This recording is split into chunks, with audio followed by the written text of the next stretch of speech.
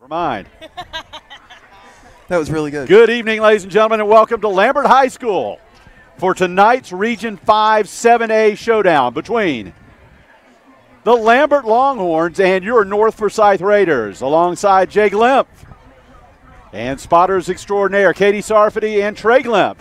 This is Jack Sarfati. We're glad you're with us on the Raider Sports Network as we come to you live from Sewanee, Georgia, in tonight's huge ball game, pivotal ball game for both teams.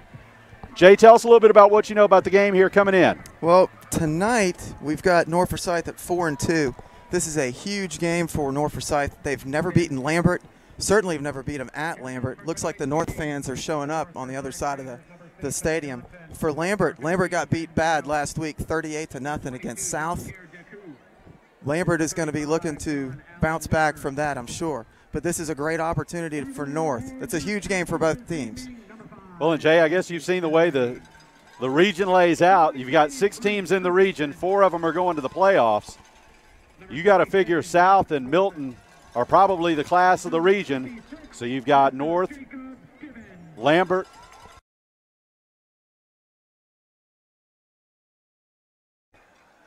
Obviously, this is a huge one for both teams. Absolutely. If North wins tonight, they'll be 2-0 in the region and control their own destiny. If you lose tonight, it may be one of those situations where you need to win out and get some help along the way.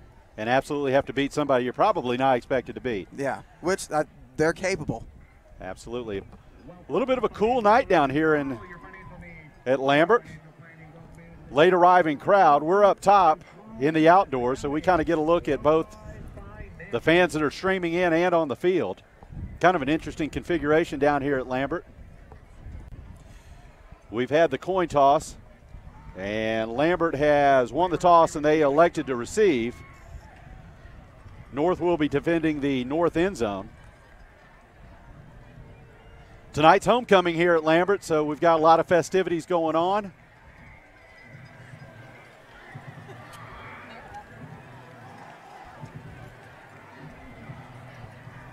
North will actually be coming out of the south end zone, defending the north end zone. And Lambert's going to be coming from the opposite direction. We wait for them to raise the banner that they're going to run through, and North is coming out on the field. North coming out in white helmets, white tops, white bottoms. Lambert coming out red hats, red jerseys, white pants.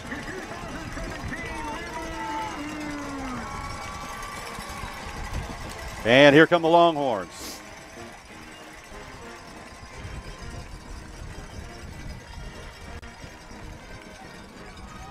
Was that Bonanza? It sure sounds like it. Love the Lambert fight song. North's wearing the classic white on the road. They look good. I think the kids are excited today. I think they're going to be ready to play. This ought to be a good one. Kind of got a feel from around campus today that the coaches and the players are both focused. They know the importance of this ball game. So I expect a very focused team ready to play.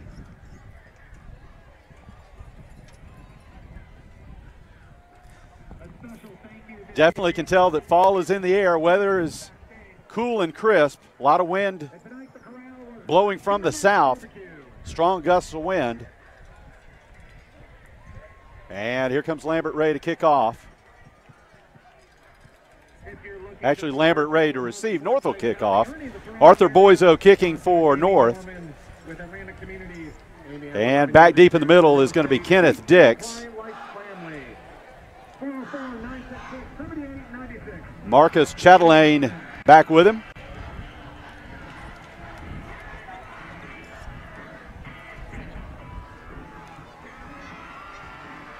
Boiso going to tee it up. Over toward the right hash. And we're just about to get underway on the Raider Sports Network. Boiso's got the wind to his back, so I would expect that if they're going to try to kick it deep, he should be able to. Boy, take a look at that flag out there. Yeah, he's definitely got it with him. Definitely starts. And we're underway at Lambert High School. He caught that on the goal line, it looked like. Chatelaine going to bring it out. He's got a seam. He's off, and he's only got the kicker to beat. Chatelaine on the run. Boiso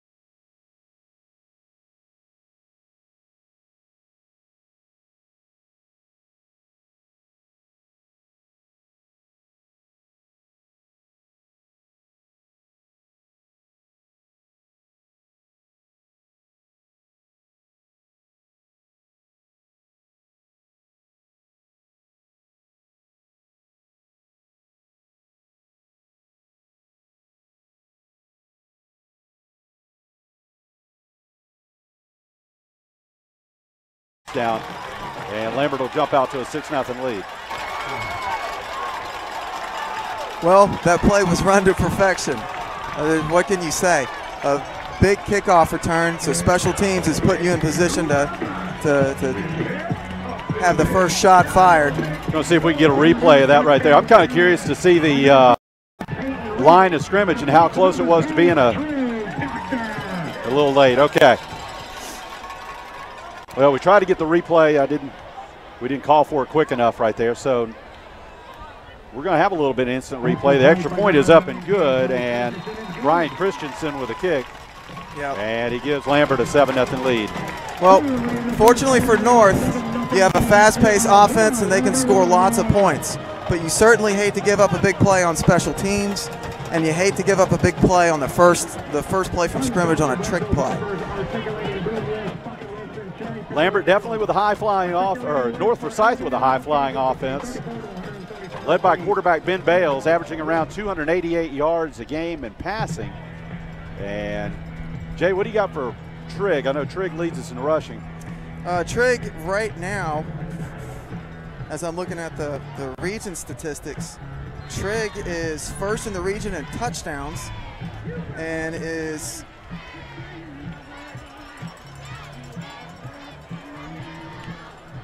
I saw him somewhere else in rushing yards. He's in the top 6, it looks like. So North won't have any trouble having some weapons to go to. We're going to see how that Lambert defense holds up. Lambert struggled offensively most of the year, but they jump on top on the first play from scrimmage. Lambert to kick off. Bryce Christensen to kick. And that ball is nailed out of the back of the end zone. That was against the wind. He put that in the end zone. Bryce and Trigg had no choice but to let it go. So Coach Kraft said that their kicker was fantastic, that they had 5 guys that were legitimate D1 players on their team, and he was worried about how they would start out. Let's see if the offense can get it going. You're going to want that cowbell. Okay, well, hard band, make some noise.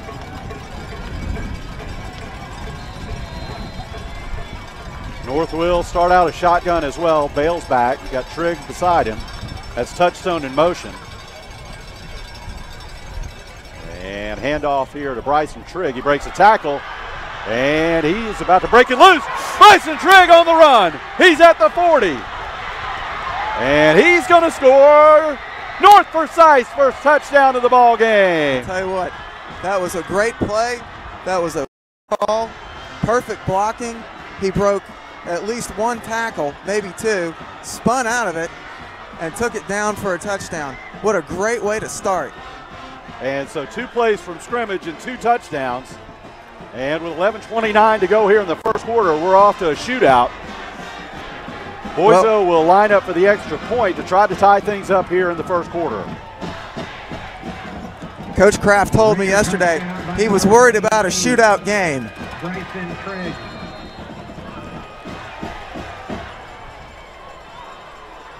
And the extra point snap a little high. Boiso's kick is up, and it's good. And as we said, with 11:29 to play here in the first quarter, our score is tied at 7.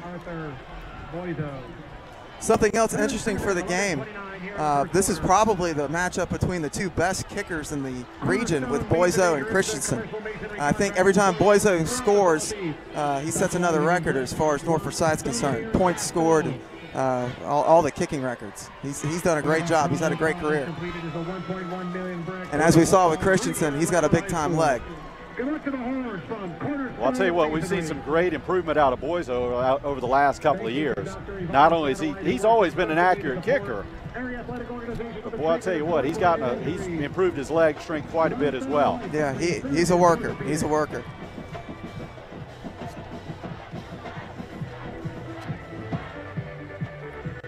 And so we're right back where we started some 3.5 minutes ago. We're at 11:29 to go in the first. Boiso will tee it up this time from his left hash. And Jay, do you think they're going to try to do things a little differently here in light of what happened on the last kick? Well, honestly, if you've got the wind, you can kick it deep. They may try and kick it short, which looks like that's what they're going to do. Ball's on the ground. And it's live. And there's a scramble, and the ball is going to go out of bounds. And boy, that was nearly something right there for North Forsyth. Lambert caught a break. That would have been huge. That was a beautiful kick by Boyzo. If we could have just got down there. I think the rule is all you have to do is touch it. I don't know that you have to have possession. As the ball got closer to out of bounds, boy, that would have been awesome. So Lambert catches a big break right there. They'll start with the ball at the 31-yard line. Their leading passer right now is their wide receiver. I'm sure they're going to go a little bit more traditional now. Back in the pistol. Number 13, Peyton Rich. They're playing man. And the handoff goes to number 5. That's Chatelaine. Handoff to number 5, Marcus Chatelaine. Chatelaine gets about 2. We have our first second down of the game. A rare treat for both teams. Jack, looks like North is playing a man-to-man defense in terms of the secondary. It looks like they've got 3 linebackers. Looks like Peyton Rich is in at quarterback. Pass is complete to number 4. Pass out to the flats. That's Blake Nichols. And that play looks to have gained about 5. And that'll bring up our first third down of the ball game. Third and short. Big emphasis right here for North's defense is going to be to get off the field right here. Well, it seems as though all year Lambert's offense has sort of struggled. So as they're playing man-to-man on defense, they've got 3 legitimate linebackers on the field, which is something you typically don't see against teams that do more of a spread formation. Rich is under center in the handoff. Oh, great play. Big hit in the backfield. Great hit. And it looks like they stopped him short. Down. Nice tackle right there by Johnson. Evan Johnson came up to make the tackle. And that will bring up 4th down. I'm sure Lambert will bring out the punt crew, and they do. So a nice job right there on a series of downs that does not include a trick play. And 3 plays and out, and Lambert will have to punt. In the punt, number 19, Bryce Christensen. Well, I'll tell you what, that's a victory for the defensive line. And as I said, they had 3 linebackers, and typically it's a 4-2-5 scheme that they run. So when you've got 3 linebackers, you've got somebody that can wreak havoc in the backfield. And back deep that time was Mullican, and he elected to let it roll. And fortunately for North Forsyth, didn't have a huge roll there. And they will take over 1st and 10 with the ball spotted on their 21. Lambert, HOSA, Hosa. It does take a blood drive in your area on November 15th. Open to students, parents, and the community.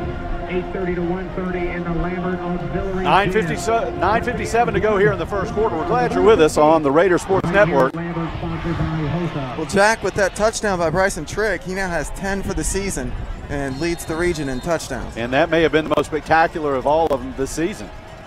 He showed great power and speed and balance on that play. Breakaway speed. We've heard a lot about Trigg's breakaway speed, and he sure got to show it on that one. In the pistol for North, we got a flag down. And let's see what the call is. And it's going to be encroachment against Lambert. And so North will start 1st and 5. That'll move the ball out to the 31-yard line. 5-yard penalty, offside, 1st down and 5 for the Raiders. Be curious, the situation right there, Jay, do you think that North changes the play? I guess they did. That looks like yeah, they changed different the look. formation. Yeah. Different So formation. Bale's back in a I guess it mounts to a pistol. Snap. Bale's back. Got all day. He wants to throw it deep. Looks He's got deep. it. Oh. And he's going to be picked off. He underthrew that one. He may have waited too long on that one. That pass was intended for Dalmolin, and it was intercepted by Blake Nichols. So Nichols made a nice play on that underthrown ball, and Lambert will take over. Doesn't look like neither team wants to hold on for much of a sustained drive. Well, that's just Bale's 6th interception of the year. It looked like he probably could have tucked it and ran on that one. He was trying to make the big play. And with the wind at his back, that was an opportunity to let it fly. We know he can throw further than that and then lead the receiver. So Lambert will take back over. Peyton Rich gets the snap and the handoff. There they are. They're in the backfield again. Handoff goes to Chatelaine. And he was brought down by Guillermo Chivara. Gain of about 1. It'll be 2nd and 9. Faulkner came up to make a hit as well. I tell you what, if North keeps dominating the line of scrimmage the way they are right now, it's going to be a long night for Lambert. That's right. Score 7-7, but I don't really think we've seen a true way the game is going to shake down. Rich is back under a little bit of pressure. He's going to tuck it and run. And he's going to get run out of bounds. Deskus up on the pursuit. And looked like a gain of about 1. Give maybe 2.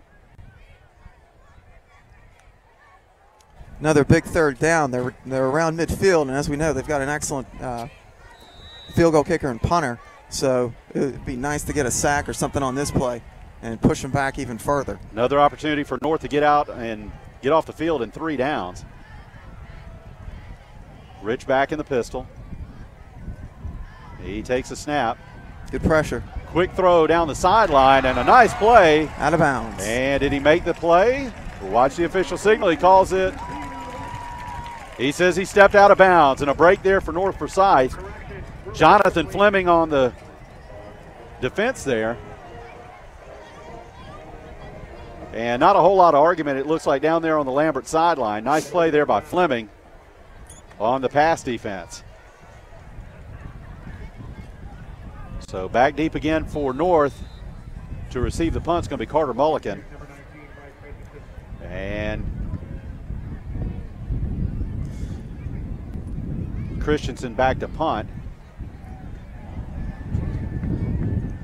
And Mulligan's going to field it, and he's not going to carry a fair catch. He's got an opportunity, breaks a couple of tackles, and he gets it out to the 16-yard line. So North is going to start in not so great field position. I tell you what, that was a great little punt return for 5 yards. He had 2 Not spin bad. moves and wouldn't go down. I know that last week, a couple of weeks ago, not last week, no, last week North didn't do much of anything wrong, winning 58-0 over Forsyth Central. But in the ball game a couple of weeks ago against Woodstock, Mulligan had a tough decision to make as to whether to fair catch or whether to try to run one back, and he had a big fumble. And I know he's trying to make up for that. So again, North starts in pistol. Bales on his 10, awaiting the snap, handoff.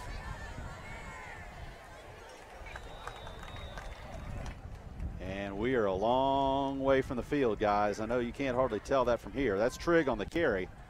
And Trigg gains about a yard.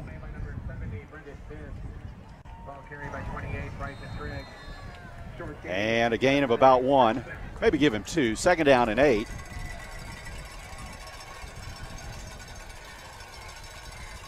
Snap. Fakes a screen pass. Going to go deep again. He's got a man. Oh. And he overshot Cedric Touchstone. Well, I know you normally want to throw it deep all the time, but if you see what Lambert's doing on defense, they're lining up in a tight man-to-man coverage. And once you spread a team out like that, there's going to be a lot of one-on-one opportunities. Awfully inviting for the quarterback, that's for sure. It is, but with the way the wind is, it's tough to throw. You're not going to have much touch. That's why I say, he needs to throw it deep. Bales is going to roll back, throw back for a screen, and played nicely by Lambert.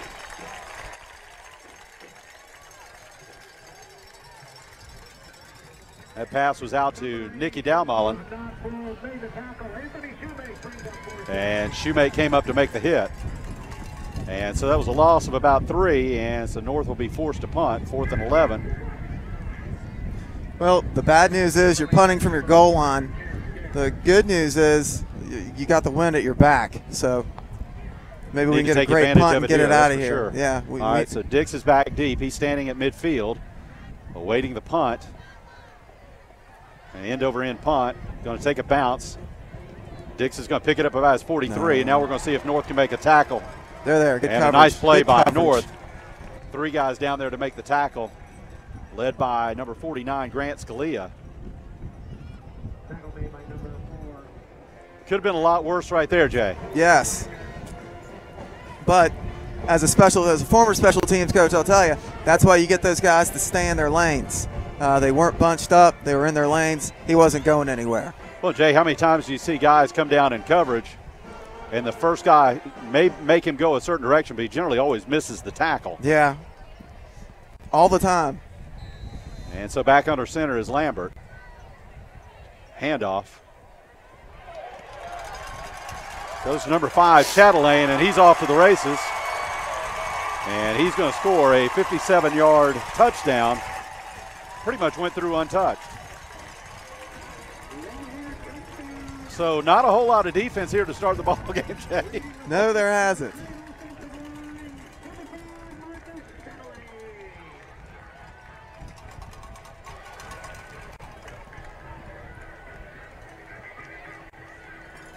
And so before you know it, we look up, and the score's about to be 14-7, pending the extra point.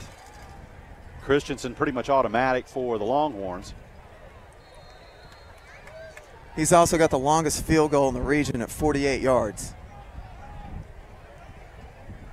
That's a big-time poke. Extra point is up, and it's good. And with 7:14 to play here in the first quarter, your new score, Lambert 14 and North 7.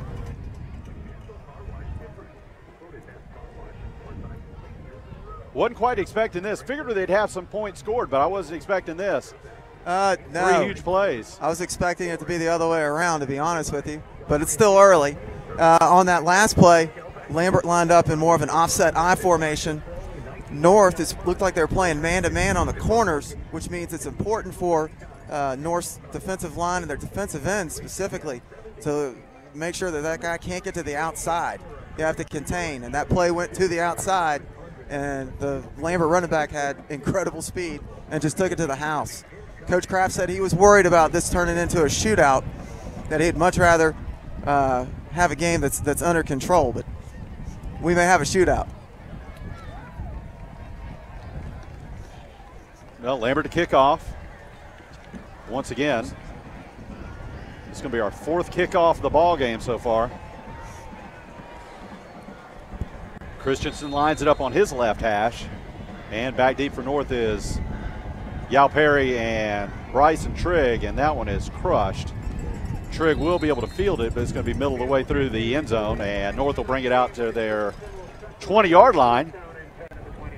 And Jay, you think right here is, as much as we like to throw the ball deep, you think they may try to do a little bit more ball control here, at least try to keep the things in check here for a little bit?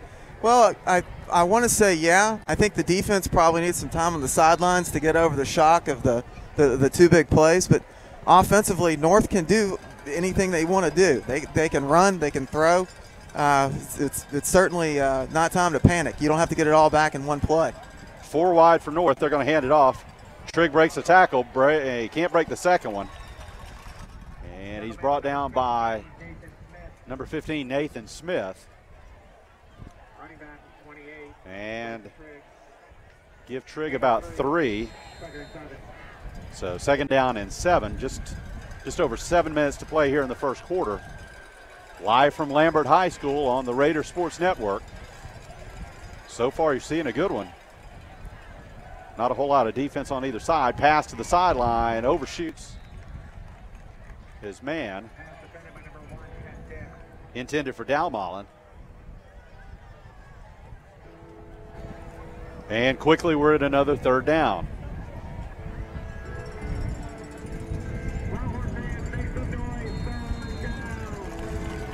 The last 3rd down, they ran a screen. It'll be interesting to see what they do here.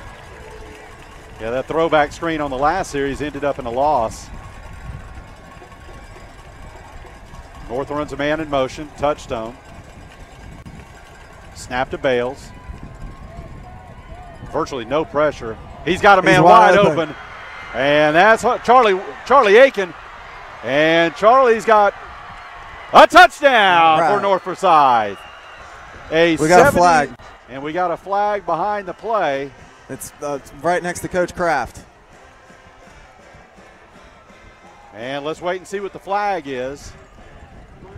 If the play holds up, it's going to be a 77-yard touchdown pass. And we've got an ineligible man against North Forsyth. So it looked like a lineman must have broken loose a little too soon there, Jay. Yeah, that's probably what it was. I tell you what, Bales waited. He looked off his first guy. It looked like he was going to throw it to Trigg in the flats, and then found Aiken wide open. If Lambert's going to continue to play man-to-man like this, if Bales is patient, there's going to be people that are wide open. But it's just up to the line to keep him off his back so he can make those throws. It's interesting. Came to Lambert High School and a Big 12 game broke out. Yes, absolutely. So North will have it. It'll be 3rd down and 12. North will go trips to the right. Snap. Bales looks to the sideline. They want to change the play here. There is no play clock here at Lambert. And we're going to get a timeout. And it looked like North could make a decision as to what they wanted to run here. So we're going to get a timeout on the field and timeout for the Raiders. That particular formation, I don't know if you noticed, but at the bottom of the field, Lambert changed their coverage. They went from a man to a little more of a cover 2, so a little more of a drop zone. That may have confused Bales on the read, which would of course lead to the timeout. It's a big 3rd down. And credit to Craig Woodall, the defensive coordinator for Lambert, for forcing that timeout.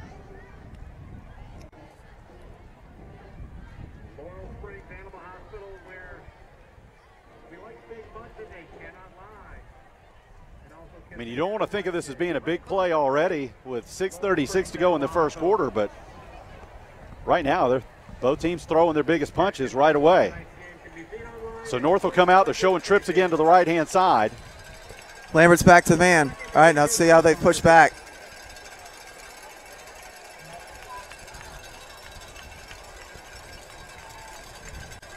Well, those cowbells are making some noise here on the Lambert sideline. Snap to Bales. A little bit of pressure from the left. He's going to throw back to his right, and the pass is complete. And that's touchstone up about the 37-yard line. And that's a North 1st down. Well, that was a great play by Bales. He got out of trouble. That looked like disaster coming, and he found the receiver open for a huge 1st down. I said that was touchstone. That was Tristan Howard on the reception. And North will have it 1st down at their 36-yard line. And Lambert's back at man. Snap. Little slant across the middle there, and it's complete. And that was touchstone. Looks like he took what the defense gave him right there, Jay. Yeah, you know, when you see teams that are playing man against the spread, if you've got the guys to do it, then you know there's going to be some success. But North is not having any problems getting open or making plays. The handoff is going to go to Trigg, and he's going to be stopped there after a gain of about 2. You know, you don't want to lose those points on that long touchdown after that penalty, but this may be right here what the doctor ordered, getting a little bit of a sustained drive. Yeah, it should give the defense some time to regroup and think about how they want to attack Lambert. Lambert's, you know, more of a multiple formation team anyway, whereas North is going to line up in the shotgun every time. Defensively, I know it's probably hard for them to go from an I formation to a spread, you know, 2 plays apart. North in 4 wide receivers, man in motion. Snap to Bales. He looks to his right, throws out in the flat, and the pass is complete. That's Cedric Touchstone, and it'll be good for a North Forsyth 1st down. So North Forsyth on 3rd and short, able to complete the pass out into the flats.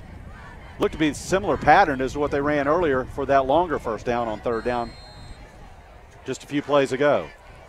North will come up in a little bit of a hurry, a little bit of an unbalanced line. Touchstone goes in motion. Bales back. He's got him. Throws deep again, and his pass is incomplete.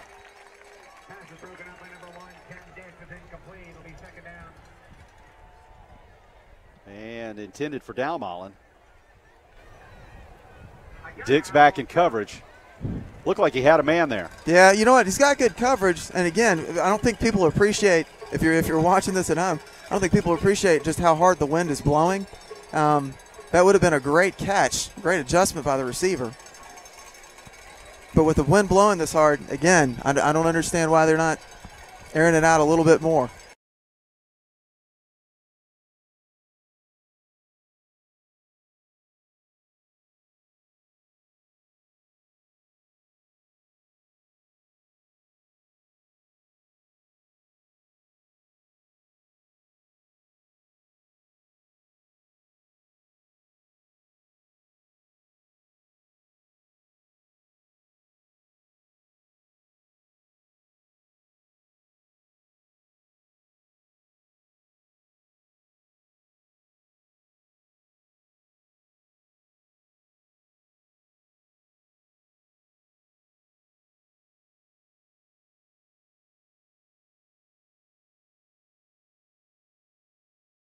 Out for measurement.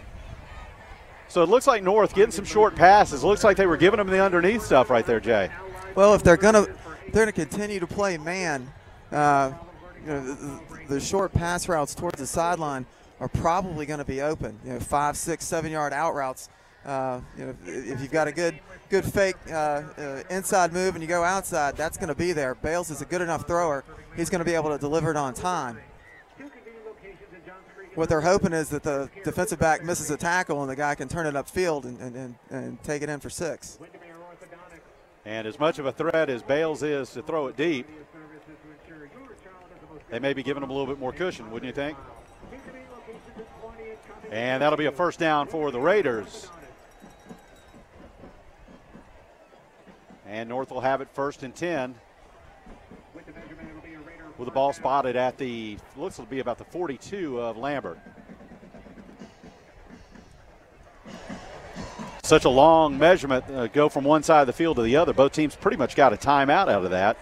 Coach Kraft able to come up, bring the players over and talk to them and give them some instructions here before the first down play.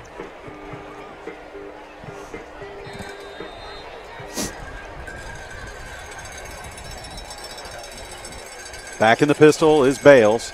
Got trips to the right. He's going to hand it off to Trigg, and a nice play right there inside on that handoff. Brought down by number 54, Patrick Bowen.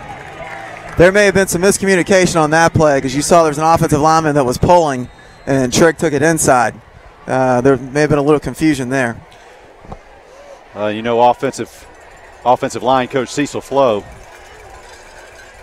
not going to tolerate very many mistakes there. Another handoff to Trigg, and Lambert there again to meet him in the backfield.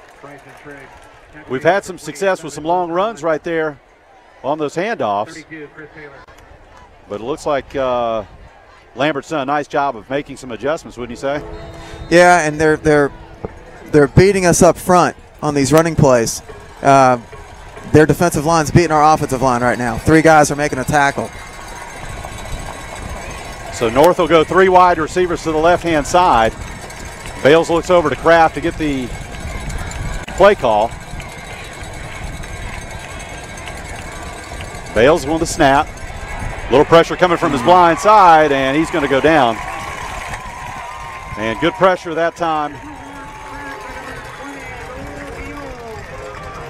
Off the left end for Lambert, and North will be forced to punt as the ball is going to be spotted now on the North Forsyth side of the field.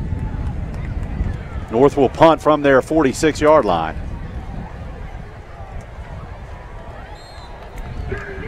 Dix is back. Single safety for Lambert. And Billstrom will kick for North. And straight up into that wind. And a nice roll for North. And it'll go dead about the 9-yard line. So what looked to be not such a promising punt ends up putting Lambert back in poor field position. So Lambert's going to have 91 yards to go if they intend to score here Ahead 14-7. Jack, as a former punter, I can tell you that's called playing the turf. It's planned. That's what he's telling Coach Kraft right now. He's saying, "Coach, relax. That was part of the plan the whole time. That was part of the plan. You just act like it was part of the plan, and nobody gets nervous the next time you kick." Lambert out of the I formation. And for a short gain, that's Dix. Check that. That's Chatelaine.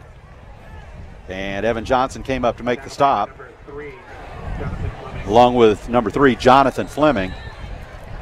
And let's see if Lambert wants to go ball control here a little bit. Maybe put a little pressure on that North defense. I formation for Lambert. Sorry, Jay. They want to run the clock out if they can, so if they have to punt, they can get the wind in the second quarter. Toss sweep.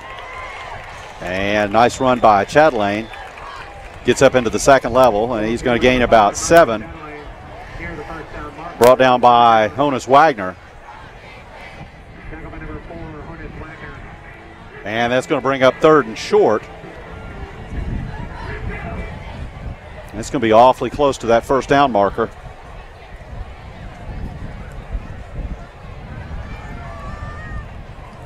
Two minutes to go here in the first quarter.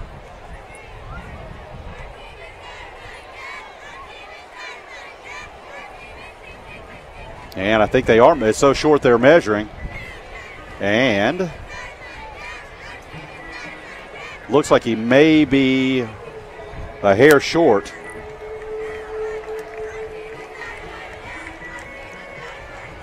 And he is. So it's going to be 3rd down and barely inches. Oh, they gave him a first down. Oh, they did give him a first down. They gave him a first down. So Lambert will have it first down at their 19-yard line. Needed just inches, and he got it. And now Lambert takes over first down. Offset I formation back in the pistol is Rich. Rich fakes a handoff. He's going to throw over the middle, and he's got a man intended for Justin Bruno. And Jonathan Fleming back in coverage. Nice job there by Fleming. Yeah, good. That was a good job. They changed the defense up there. They took out a linebacker, it looked like, and now you had sort of a one-on-one coverage there on the corner. Corner did a great job. He looked like he was beat initially, and came back and made a great play on the pass deflection. Lambert went no huddle right there, but they did substitute a couple of guys. North opting not to sub there. Again, offset I. Under center is Rich. He's going to hand it off Chatelaine. And nice hit there. That was Mulligan came up to make the hit. And Kay Jensen in to help. And this time it's going to be 3rd and quite a bit longer. Make it 3rd and 8.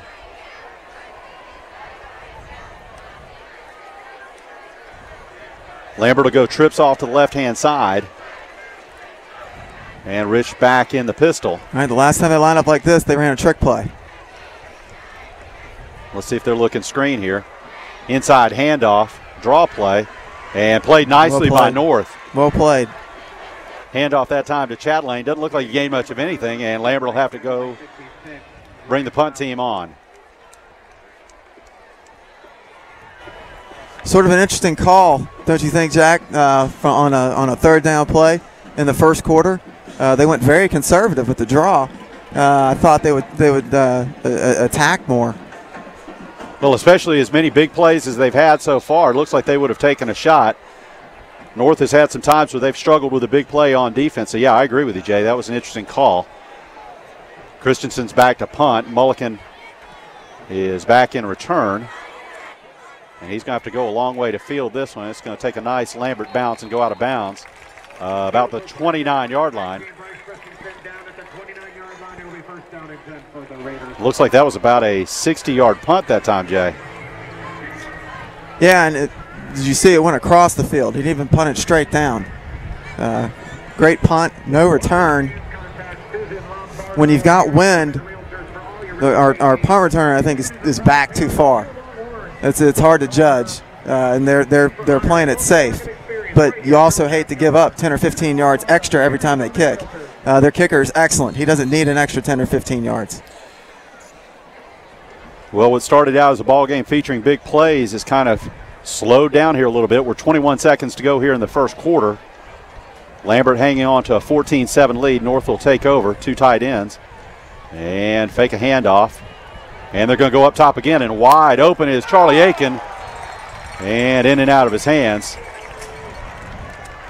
He had Blake Nichols beaten badly, and that was an opportunity for a touchdown. I think if Bales maybe puts a little bit more air into that one, he's got a surefire touchdown. Yeah, that was a pass I know that they'd love to have back. That was a big play. We may have gotten away with a huge hold on the line of scrimmage too. Trips to the left-hand side. Trigg off to Bales' left, and the snap. Handoff goes to Bales, or goes to Trigg. Trigg makes a move, breaks a tackle, breaks 2 tackles, and he's got a chance. Off down the sideline, and a nice pursuit there by Dix. But not after a big gain there by Bryson Trigg. He's going to have 21, 22 yards, depending on the spot. Spot looks like it's going to be right at midfield. Give him 21 yards and a first down for North Forsyth. With 2.5 seconds left to go, they're going to wind the clock, and that'll be the last play of what's been a real exciting first quarter. Your score after one, Lambert 14 and North Forsyth 7.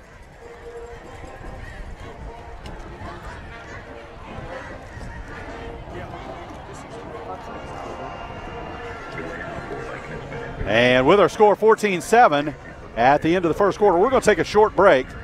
And we'll back here in just a second. And from Lambert High School, your score, Lambert 14, North Forsyth 7 on the Raider Sports Network.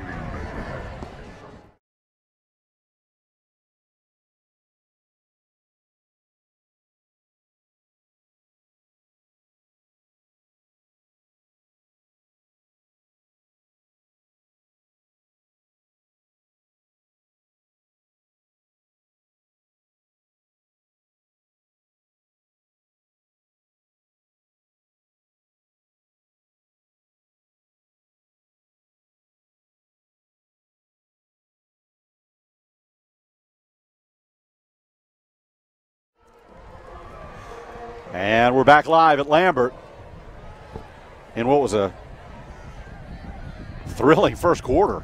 Yes, it was. Lots of big plays on offense, not a whole lot of defense, a lot of opportunities to score. North has had a couple opportunities to at least tie the game, if not take over. And they will take over, ball spotted at midfield. Bales awaits the snap, trips to the right. He's got Trigg directly behind him, and he's going to hand it off. Bryson Trigg's going to take it and battle through for 2 or 3 yards.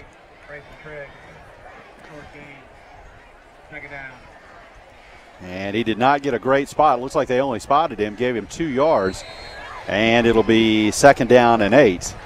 Well, North has a lot of dangerous weapons on offense, but when they line up in a man-to-man defense in the secondary, they're putting more people on the line of scrimmage and more people in the box. They've designated Trigg as the most dangerous player on the field right now, probably with good cause. He's going to fake a handoff. He's going to go up top again and wide open. And a touchdown for the Raiders. Batted up in the air by, looks like Aiken. It is Charlie Aiken. And it looked like we were going to have another drop right there, but Aiken gathered himself and brought it in for a Raider touchdown. Yeah, that was good concentration. He ran a great route. Bales threw a perfect pass where it needed to be. Hit Aiken right in the hands. Bobbled it a couple of times, but showed that concentration, and North made up for a drop earlier in the first quarter. And so North goes up top for a 48-yard touchdown. Boiso for the extra point. It's up and good. And with 11:19 to play in the first half, North Forsyth ties it up at 14 apiece.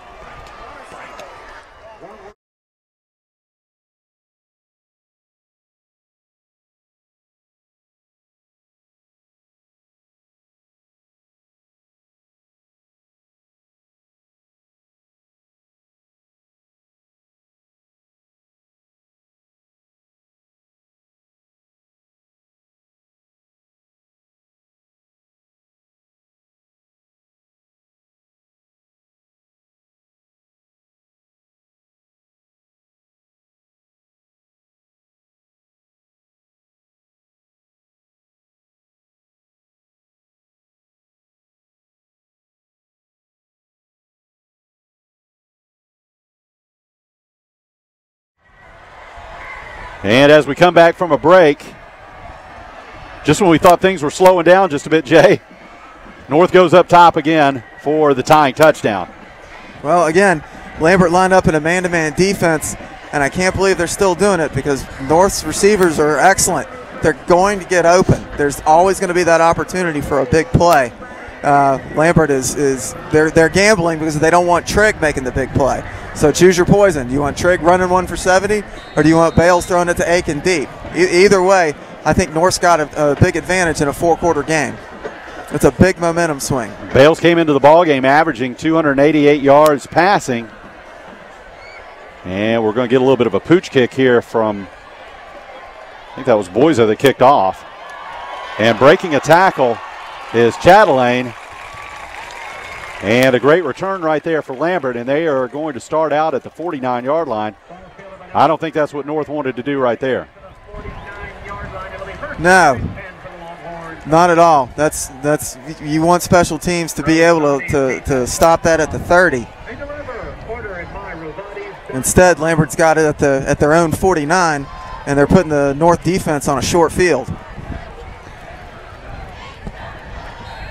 So we may be picking up the pace again here, Jay.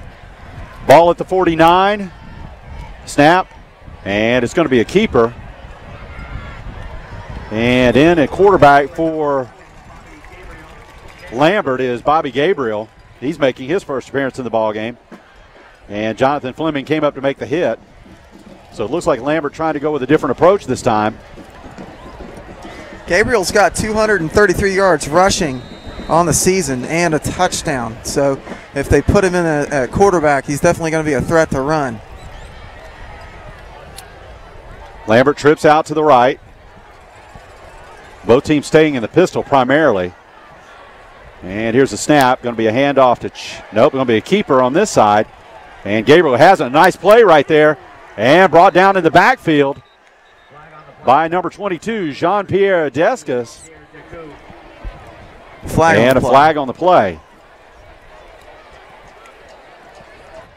Great play by the North defense. Great pursuit. That was one of those plays that you've seen a million times where one guy slips off the tackle and the quarterback takes it the distance. But the North defense stuck with them.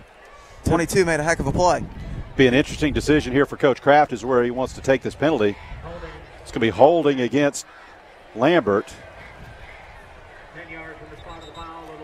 And they are going to decline it. I was wondering right there because they ended up getting a loss on the play, backing Lambert up to begin with, and they are going to decline the holding penalty and bring up a possession play here. It'll be third down and about 7.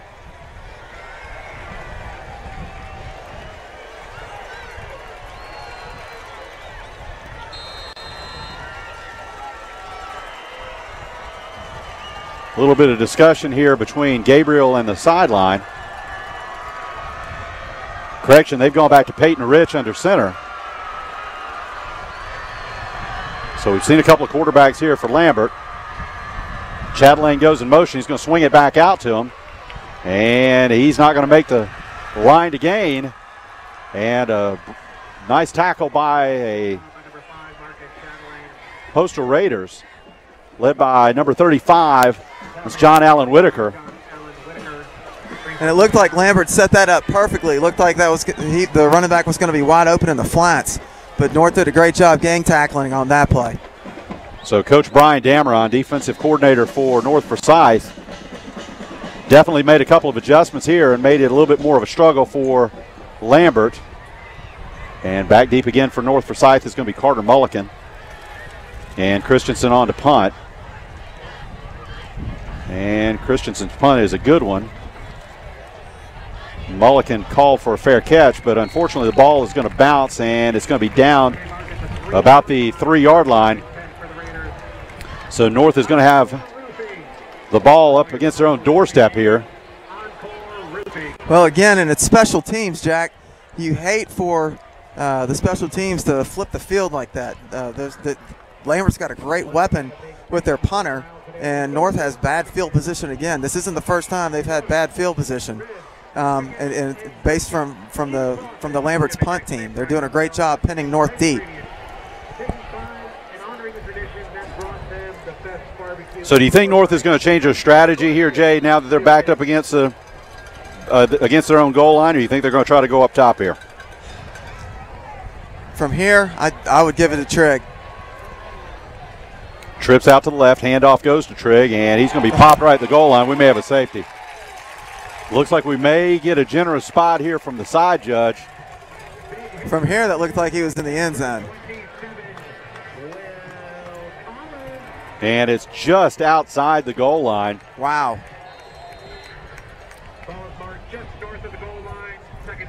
And so North caught a break right there. That was a loss of just short of 3 yards. Well, hey, you know what? On a play like that, you've got to block the guy in front of you. Bale's back. He's going to pass out to the flat, and that's touchstone, and he's still breaking tackles. Breaks it back toward the middle of the field, and a big pop right there by Dix. And he's going to bring touchstone down, but big play for North Forsyth to get out from the shadows of their own goal line. Yeah. Well, that's a big play if for any other reason you're giving your punter a little bit more room if you have to punt. You hate for him punting in the back of the end zone, especially against the wind, which has died down, by the way, a little bit. North with 3 wide receivers. They've got backs offset, split by Ben Bales. Snap goes to Bales. He's back, takes 2 steps, going to throw over the middle, and he's got touchstone again. And he's going to be just short of a first down. Brought down by number 23, Jake Rising. And that play gained about 8, and it'll be second down, maybe 1.5 yards, 2 yards. Yeah, those short pass plays will open up the running game at some point. Lambert will have to adjust to it, otherwise we'll pick them apart all night. And if nothing else, the volume of plays, if North can run enough plays and keep that defense on the field, should soften things up a little bit. Pass right over the middle. Wide open is Tristan Howard. Howard breaks a tackle. Back to the middle of the field, and he's going to be brought down at the 30-yard line. A long pass from Ben Bales to Tristan Howard. A 44-yard play right down the middle of the field, and it's going to be 1st and 10 for North Forsyth. I tell you what, Jack, on that play, if you saw Lambert, they looked confused. That was definitely a blown coverage. They were sending guys down to the north sideline, and the receiver was wide open. Handoff goes to Trigg right up the middle. Breaks the tackle, flag down from behind. We're going to get a hole behind the play, it looks like.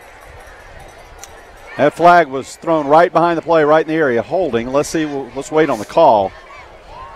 Looks like this is going to add 10 yards, and it is holding against North Forsyth.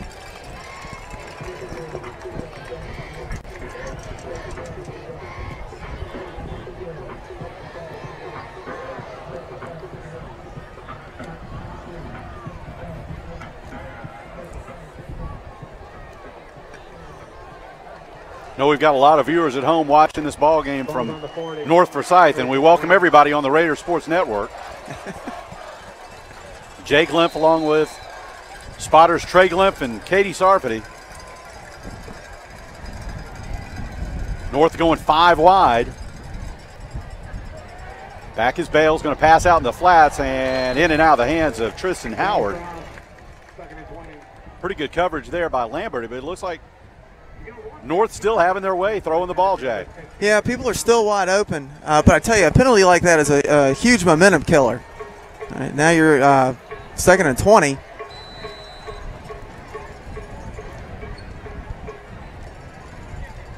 Sounds like, Jay, we need more cowbell. It's there may be a cowbell shortage. I don't know. Again, 5 wide for North. Howard goes in motion. Snap to Bales. Blitz coming off this edge. And pass is up and incomplete. And it looks like that was intended for Trigg out in down the sideline. And 3rd and a long way to get. What do you think, Jay? We're going to try for a first down here or just try to get in better position to try to maybe kick a field goal? Well, I mean, the wind's picked back up a little bit. We just need a chunk play. We need something to for Boyzo. I think we probably need to get about to the 30. Three wide receivers to the right. Bales looks to the sideline to make an adjustment. And we're going to have timeout Lambert. So with 6:55 to go in the first half, we're going to take time with them. Timeout with the score. Lambert 14 and North Forsyth 14. Back after these messages.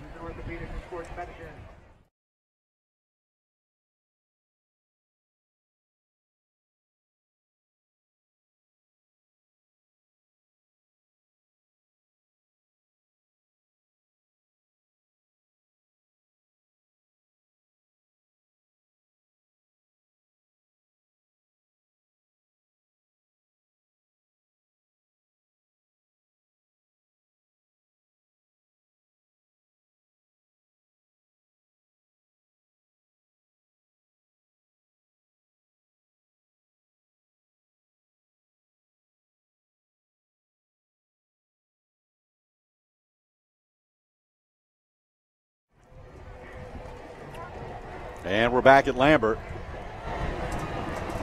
North with it, third down and about 20 to go. It'll be interesting to see how the Raiders want to play it here. Snap to Bales. He's going to fake the handoff, and we're going to go deep again. And he's got a man, and just in and out of the hands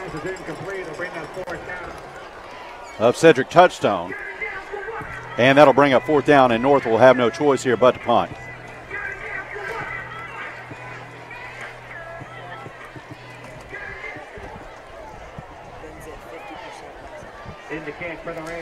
But even though they didn't get the first down, you're still in a good position to pin Lambert deep, especially when you consider this drive started at our 3-yard line.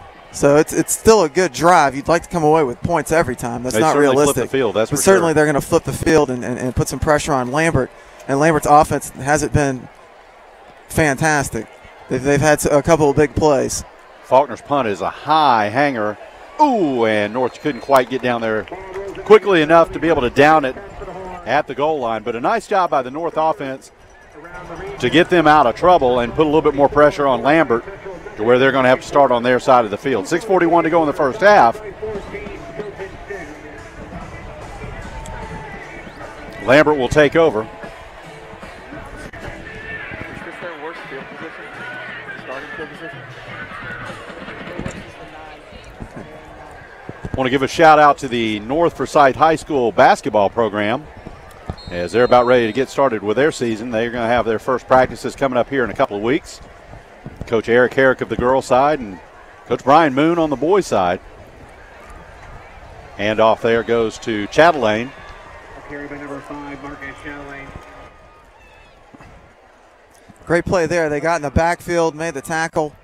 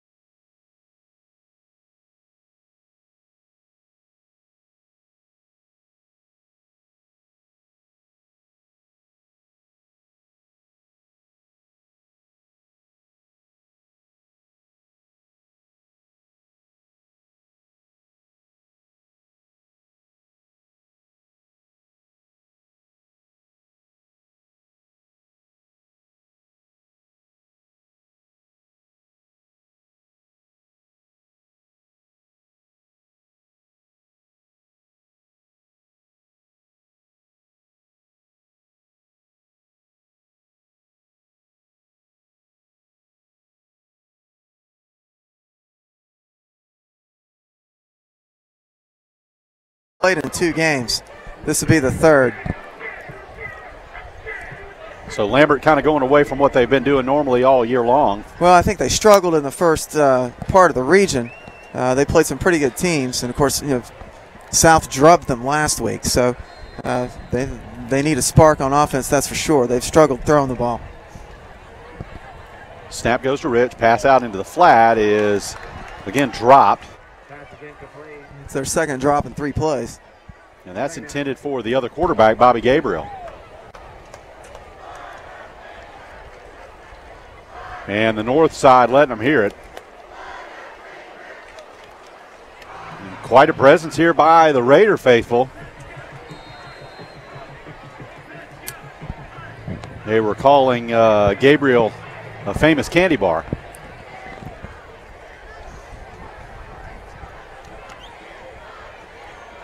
Snap goes back to Rich. Going to be passed out to Chatelaine in the flat. Swing pass. Nice tackle out there on the side. Led by Descus. Tackle made by number 22, Jean-Pierre Teku. Pass is complete to number 5, Marcus Chatelaine. For a minimal gain, and it's going to bring up a big 3rd down and 8. North needs to be careful with that. They're pretty aggressive. There were 3 guys that made the tackle on that. The next time Lambert runs a play like that, they can look off the flats and throw it deep. The Lambert receiver that ran downfield was wide open. Lambert going to go 4 wide. Chatelaine off to the offside. He's going to run the wheel route to the one side, but they're going to throw back to the other, and a little bit of confusion on the left-hand side. Pass is intended for the tight end, Alex Snyder, and it's going to go incomplete, and Lambert will bring out the punt team.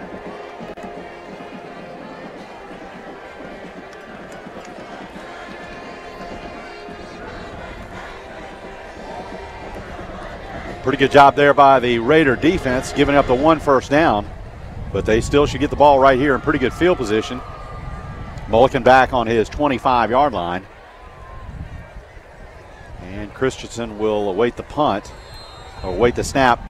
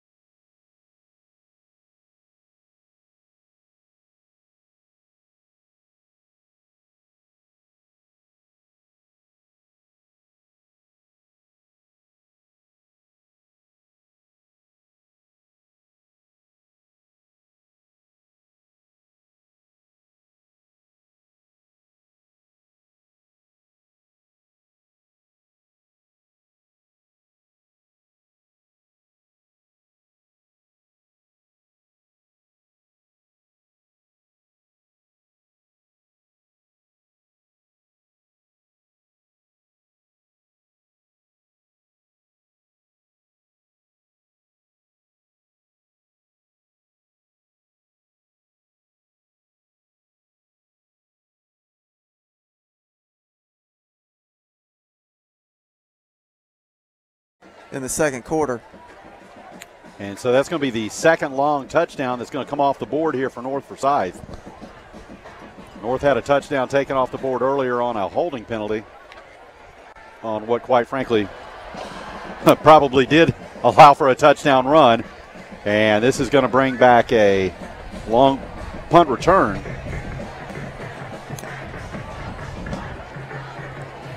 I don't even think they've done a penalty yet. It's either going to be an illegal block of some sort.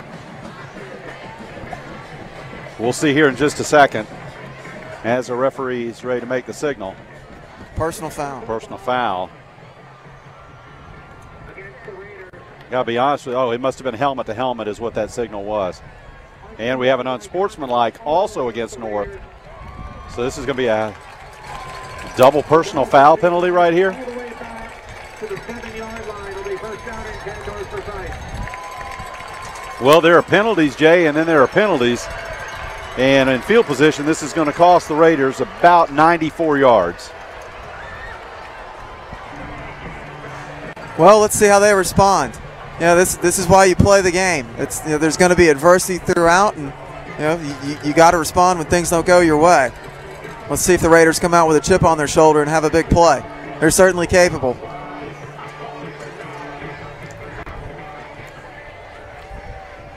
Lambert sticking with a man-to-man.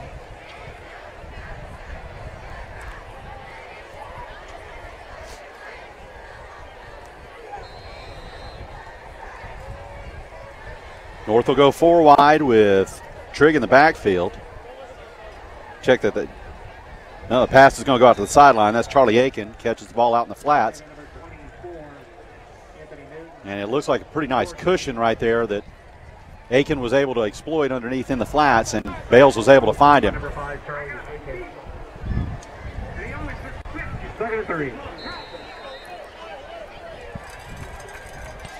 Again, Jack, I like those short pass plays. They're open. They're positive yardage every time.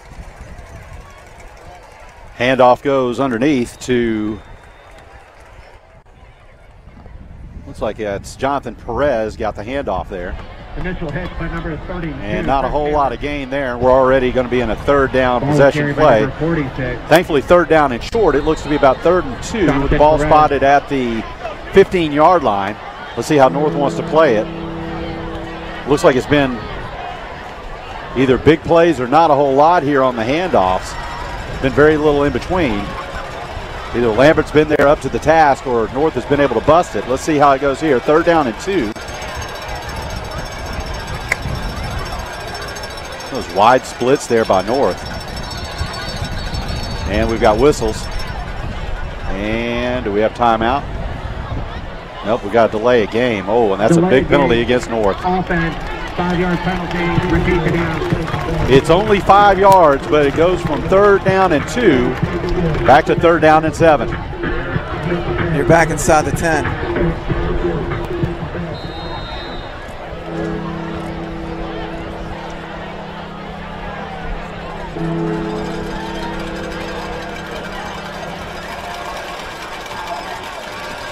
Pretty much in the pistol the entire game. Ben Bales back in it again. Snap. Here it is. He's wide open. Wide open in the flats again and breaking the tackle. The ball's loose. No, the ball wasn't loose. Nicky Dalmon, it looked like the ball may have got away for just a second.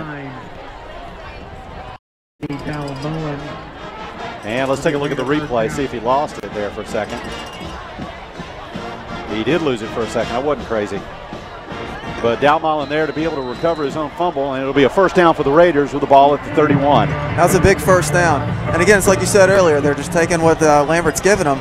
But these are 8-yard pass plays.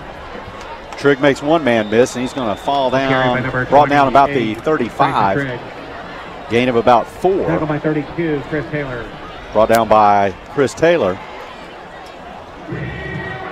Boy, looked like a not very favorable spot right there. Ball spotted only at the 34, maybe just short of the 34. It'll be 2nd down and 7. Man in motion is touchstone.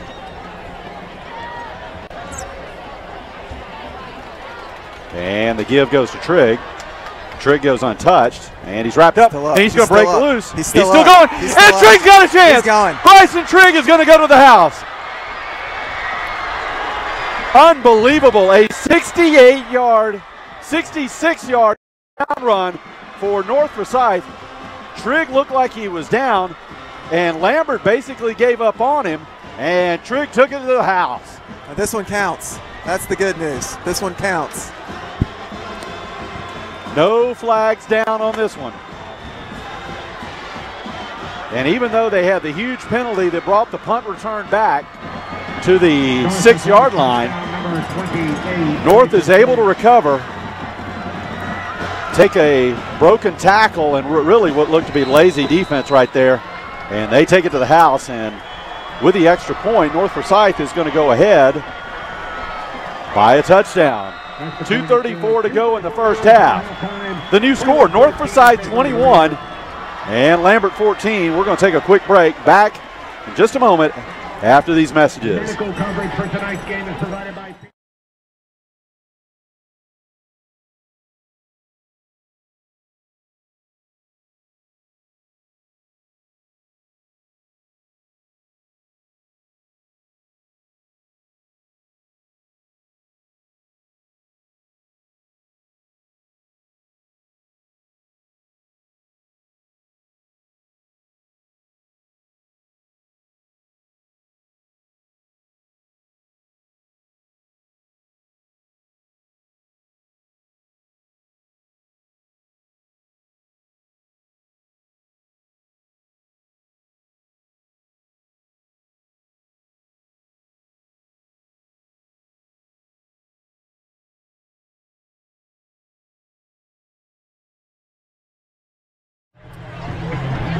Well, last year's game was a shootout with both teams getting up in the 40s.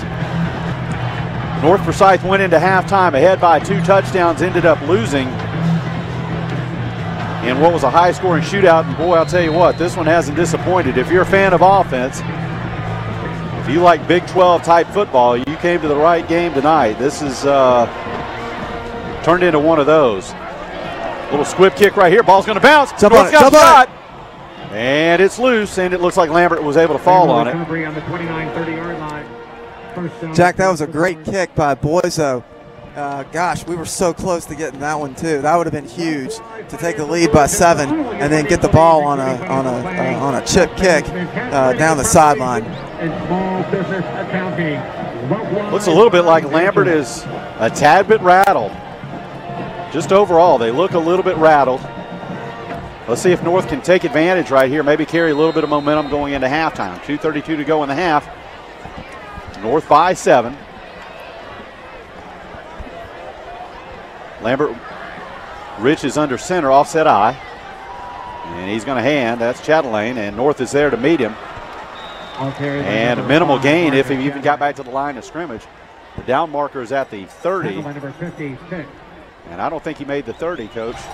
No, I don't think he did. I tell you what, that was a good job by the defensive line.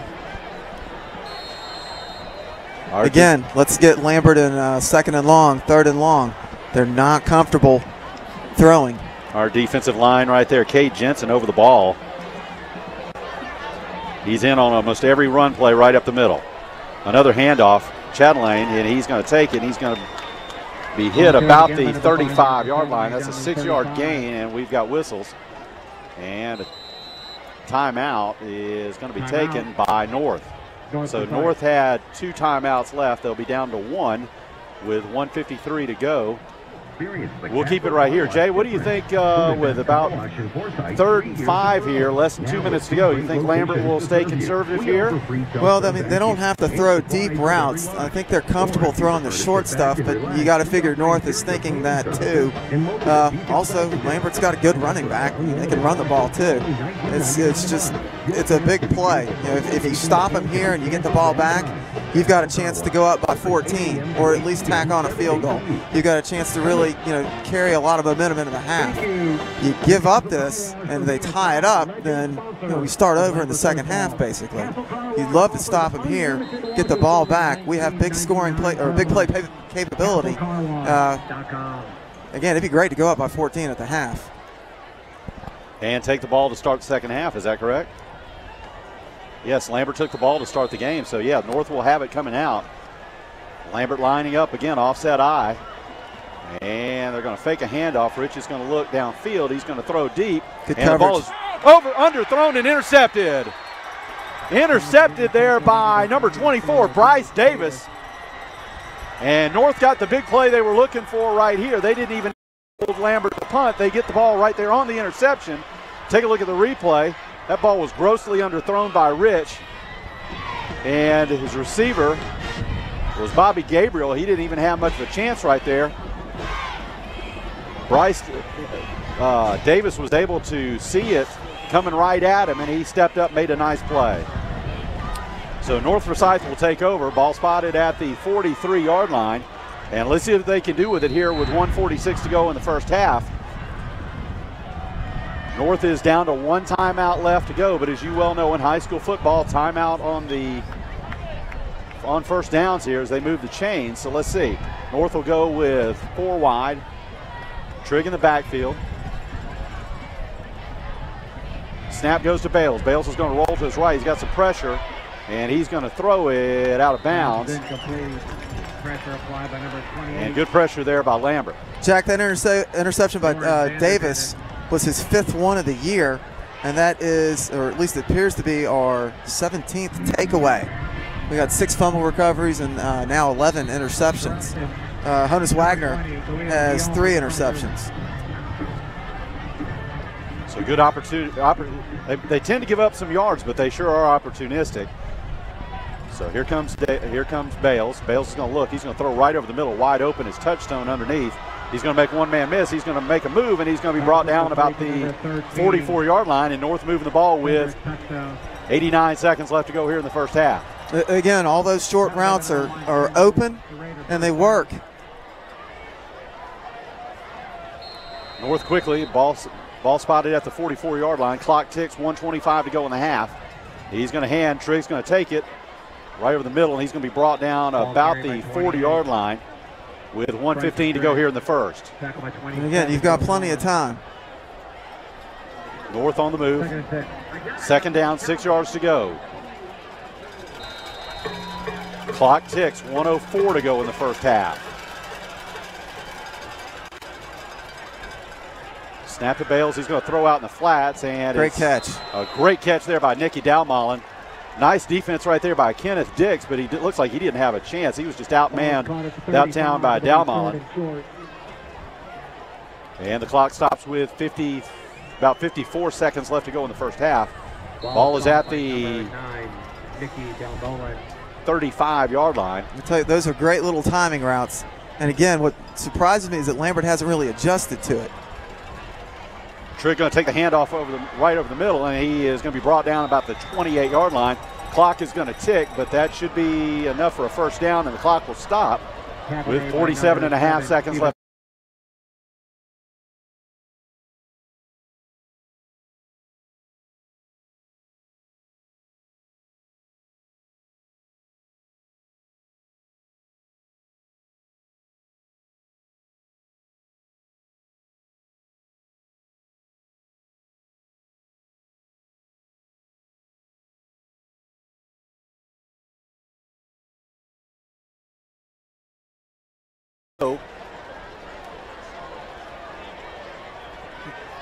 Jay, they can pretty much run their full arsenal of plays here, run or pass, correct? They sure can. Well, that was a beautiful pass. That was a great catch, great blocking up front.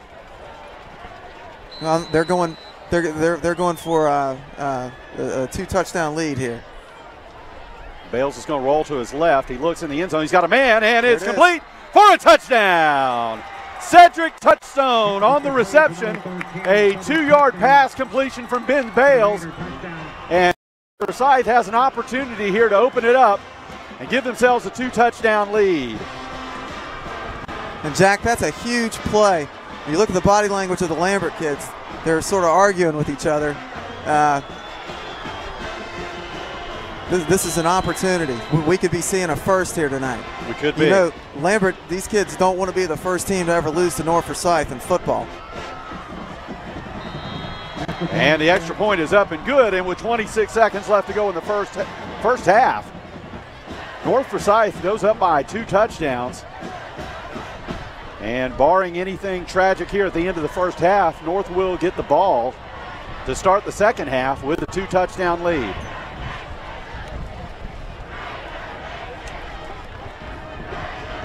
Nita Beer and Good Food.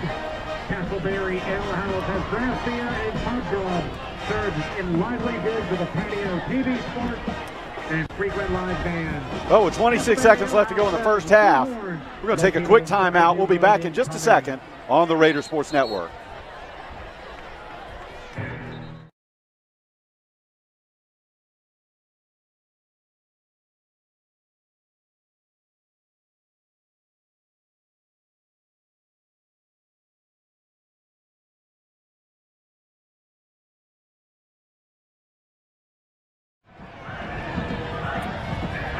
With the score 28-14 here in the first half.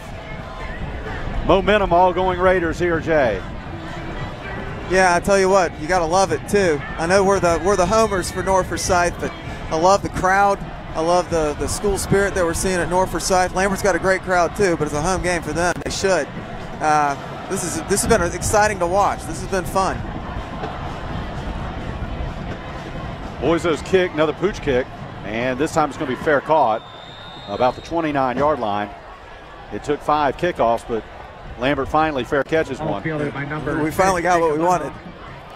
Well, I'll tell you what, the student section over there on the far side for North Forsyth, all dressed in black on the far side, making a lot of noise. I was just asking our spotter, Katie Sarfati, Do we have fans over here right underneath us? Because they are so loud. It sounds as if they are directly underneath us. And sure enough, they're on the far side of the field. So a great job by our North fans traveling down here to southern Forsyth County. And right here, with 26 seconds left to go, that tells you how Lambert's feeling about things right now. They take a knee, and they're going to be happy to take this thing to the first half. And we're going to take it to the half with them. This is going to be a little bit of an extended halftime here. We're going to alert our affiliates down the line that this is homecoming here at North Forsyth, or at Lambert. So we're going to allow about 20 minutes at least for a halftime. It may be longer. So as I look at my watch, the time sponsored by Samsung, I have about 8:50. We'll bring it back about 9:10.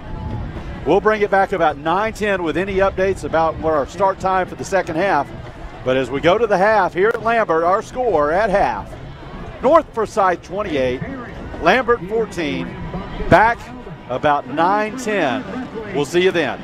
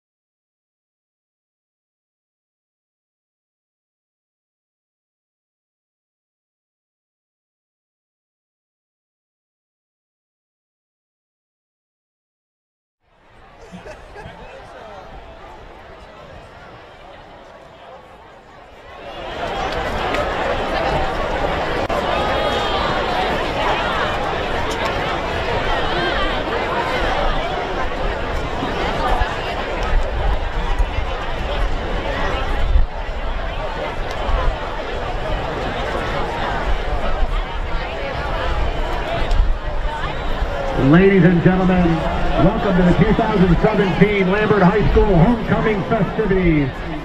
As we get everybody prepared, we've got some announcements from some competitions from during the week. We want to announce the clubs and class winners of the inaugural pumping competition. As you enter the stadium, we hope you had a chance to view the hard work of our students and staff as they decorated frames, promoting their clubs and class spirit here at Lambert. Judges scored the points on creativity, use of theme, and overall awesomeness. In third place, the National Art Honor Society. In second place, your Lambert Longhorn cheerleaders.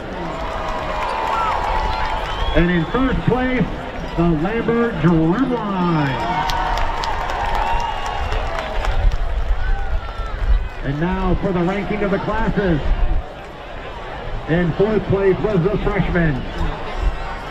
In third place were the sophomores. In second place were the seniors. Therefore, your winner for 2017 were the juniors.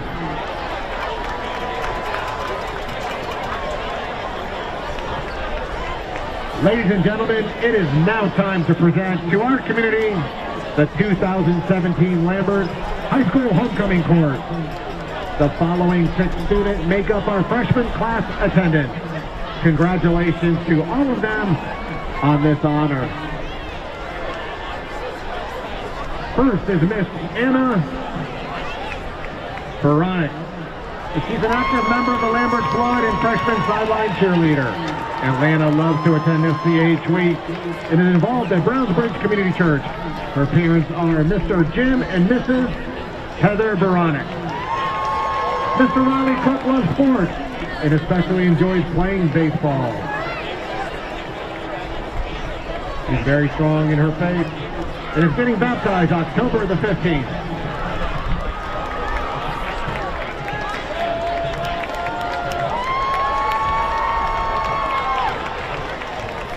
Up next is Miss Jenna Dubé, who's involved in FCA, flood, and orchestra and attends Young Life every week. In her free time, she plays guitar, piano, and the ukulele. Her parents are Mr. Mo and Mrs. Katie Dubé. Escorted by Mr. Rishi Rao, who plays basketball, loves Italian food, and has earned a black book in Taekwondo.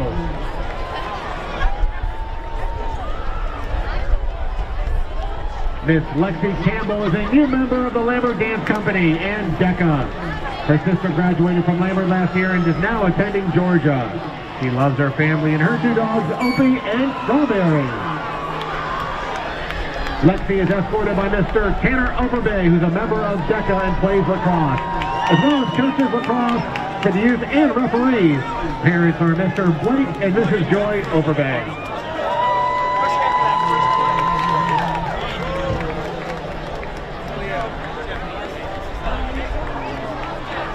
The following 6 students make up the sophomore class attendance. Again, congratulations to them on this honor. Miss Erica Malmanowski plays volleyball and is a member of FCLA, DECA, FCCLA, and FCA. She has also enjoyed participating in Young Life and several community service organizations, including the Humane Society, among others. Erica's parents are Mr. Eric and Miss Lynn Malinowski. Erica is escorted by Mr. Jack Stevenson, who's a sophomore and attends FCA at Lambert. He's also involved in Young Life outside the school. He participates in community service projects through Perimeter Church. Parents are Mr. John and Miss Kathy Stevenson. Up next is Miss Leah Nickerson, who's involved in various clubs in Lambert, such as DECA, FCA, Flood, Young Life, and Beta. She also volunteers at Brownsbridge Church. Parents are Mr. Mark and Mrs. Dawn Nickerson. Leah is escorted by Mr. Caleb Burke. He is a member of FCA and Beta Club. He's very passionate about the arts and even launched his own photography business this year. Caleb is grateful for great friends, family, and his amazing God. Caleb's parents are Mr. Brent and Mrs. Tracy Burke. Up next is Miss Odessa Stolzel, who's a member of the Lambert Cross Country and Track Team, Compass and Beta Club. Odessa is also highly active at North Point Community Church. Parents are Mr. Bill and Mrs. April Stolzel. Escorting Odessa is Mr. Adriel Carrion. He's a member of Compass and the acting troupe of Lambert. He enjoys singing at school events because it makes him happy to see that others people see joy and enjoys his performances to have a great time. That is a sophomore class.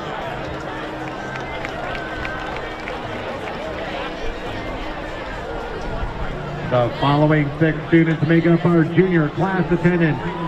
Once again, congratulations to all of them for this honor. Miss Bryn Borner is a 2-time varsity competition cheerleading state champion, a member of DECA, the executive board for Change for Georgia, and a youth group leader for Young Life. Parents are Sean and Tiffany Borner. Escorting Bryn is Mr. Ryan Flick, who participates in basketball and tennis and is a member of the NHS, Beta, and SNHS. He is a youth group leader for Young Life and is involved with Brownsbridge Church. Parents are Mr. Dave and Mrs. Tina Flick. Next we have Miss Ellie Packey, who's a varsity sideline and competition cheerleader and member of DECA, SNHS, and is a member of the National Charity League. Ellie's parents are Mr. Corey and Mrs. Sarah Pappy. Escorting Ellie is Mr. Yanyu Falwa, who's a member of Beta, FCLA, NPHS, and NHS. He's also on the Lambert varsity track team. Yanu's parents are Mr. Falwa and Mrs. Teju Sikemi. Next is Miss Sue Jin Cho, who's in debate, Compass, hosts the IPPFC Math Club and Biology Olympiad. She loves to volunteer at local hospice and is a researcher at Emory Dermatology Department. Her parents are Mr. Jing Hong Cho and Miss Susie Beck. Escorting Sujin is Mr. Nick Alliston, who's involved with soccer varsity, DECA, FCA, NHS, SNHS, and Student Council. Nick is also highly active at Brownsbridge Church. His parents are Mr. Paul and Mrs. Lisa Alliston. And now the following 14 students make up the senior class homecoming course. Congratulations to them for this honor. After they've been introduced, from this group, we will select the 2017 Homecoming Queen and Homecoming King.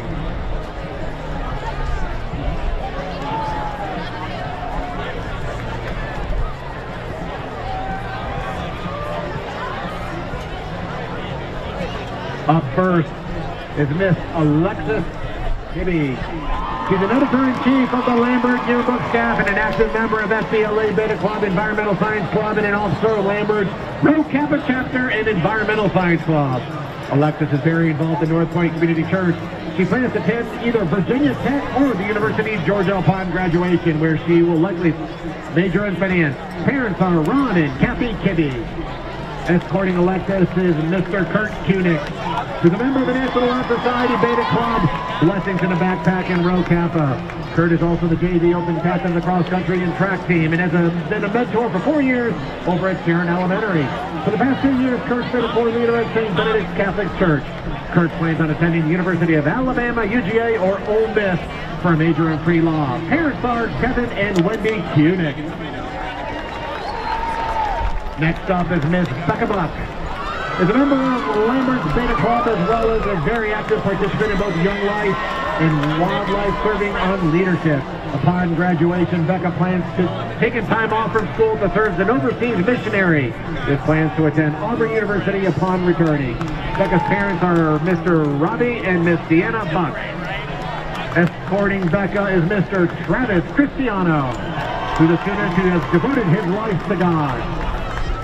He is involved in Young Life, where his journey with God began with Wildlife, where he pours God's word into the middle school students. He's also involved with Flood, where he's on a 12-month mission trip serving his community. In addition, he's involved in DECA and PHS. He plans on attending either Auburn or South Carolina and intends to major in sports management. Parents are Mr. and Mrs. Cristiano. Up next is Ms. Barry Choi. She's a leader of Lambert Beta Club and a member of HOSA and a project leader for NHS.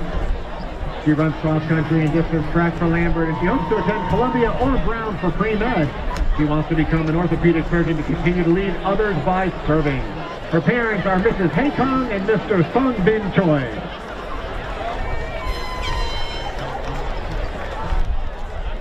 Mr. Christopher Dixon is a participating member of NHS and Beta Club. Christopher played basketball at Lambert for the past 3 years, but switched his focus to music for his senior year. Christopher has written, performed, and published multiple songs, which are found on Spotify, iTunes, and YouTube. Christopher has a 4.2 GPA and is enrolled at Georgia State. He plans on attending Northwestern or Indiana in the fall. Christopher's parents are Mr. Kyle and Mrs. Jennifer Dixon. Up next is Miss Haley Bacon, who plays varsity tennis here at Lambert and other leagues outside of school. She plans on studying criminology at the great Florida State University and then pursue a career with the FBI, where she plans to serve an internship. Her grandparents are Mr. Michael and Mrs. Linda York. Escorting Haley is Mr. Cole Burke, who's captain of the Varsity Lambert wrestling team, a member in NHS, and an active participant in Lambert Beta Club. He's an Eagle Scout as well as a small group leader at North Point Community Church. Cole plans on attending and wrestling at a military service academy. He wants to share his love for Jesus and all the blessings he's received. Cole's parents are Mr. Brent and Mrs. Tracy Burke. Next is Miss Jasmine Newton, who's an active member of Lambert Student Body, and she's part of Lambert Student Athletic Training Program, NHS, and DHS, Spanish Honor Society, HOSA, Beta Club, and Habitat for Humanity. Jasmine has also obtained a clinical lab tech internship through the health care pathway. She plans to attend UGA, Clemson, or Auburn. Her parents are Mr. Michael and Mrs. Maria Nella Newton. Jasmine is escorted by Mr. Ken Dix III, a dedicated student athlete at Lambert High School. He has 33 Division I college offers spanning from Ivy League, Big Ten, ACC, and SEC schools. He committed to University of Wake Forest, where they are looking to possibly start into the true freshman of the ACC. Parents are Kenneth Dix Jr. and Monica Dix. Next we have Miss Katie Crabtree, an SCA officer and part of the worship team, a member of NHS Beta, the acting group of Lambert, FBLA, and DECA. Katie is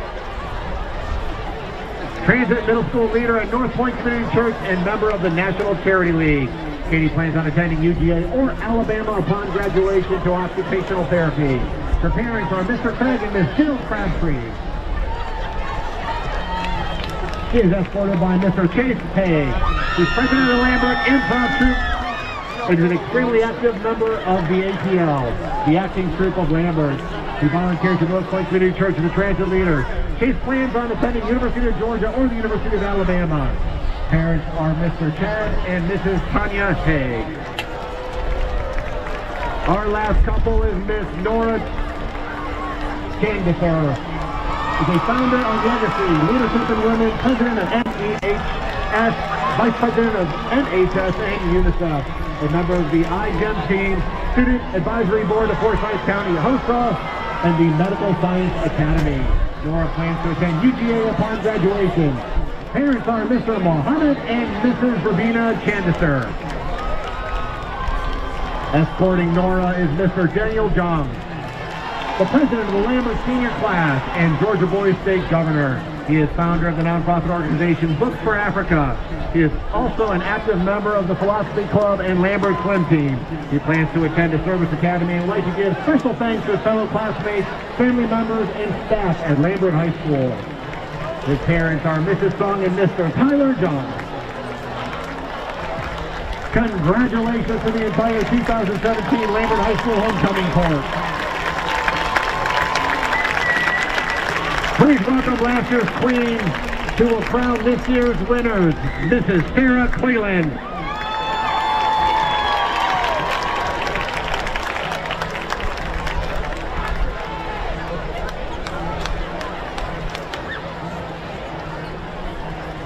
All right, the moment you guys have been waiting for. It's been a big week.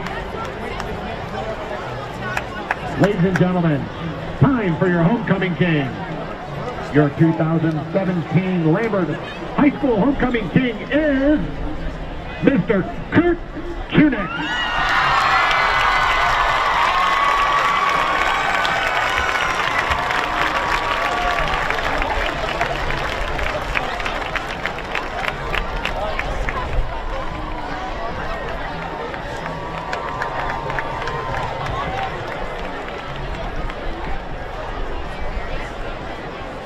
And now, ladies and gentlemen, your 2017 Lambert High School homecoming queen is Miss Alexis Kinney.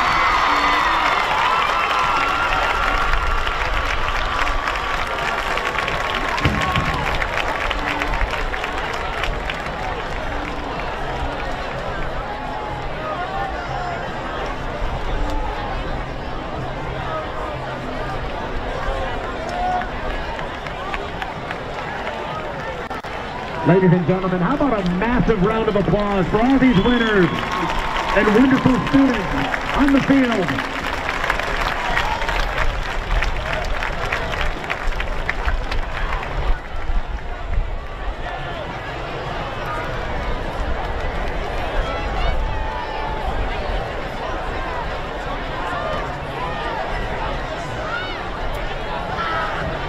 Ladies and gentlemen, one more time, your king and queen here at Lambert High School for 2017, Mr. Kurt Kunick and Miss Alexis Kibbe.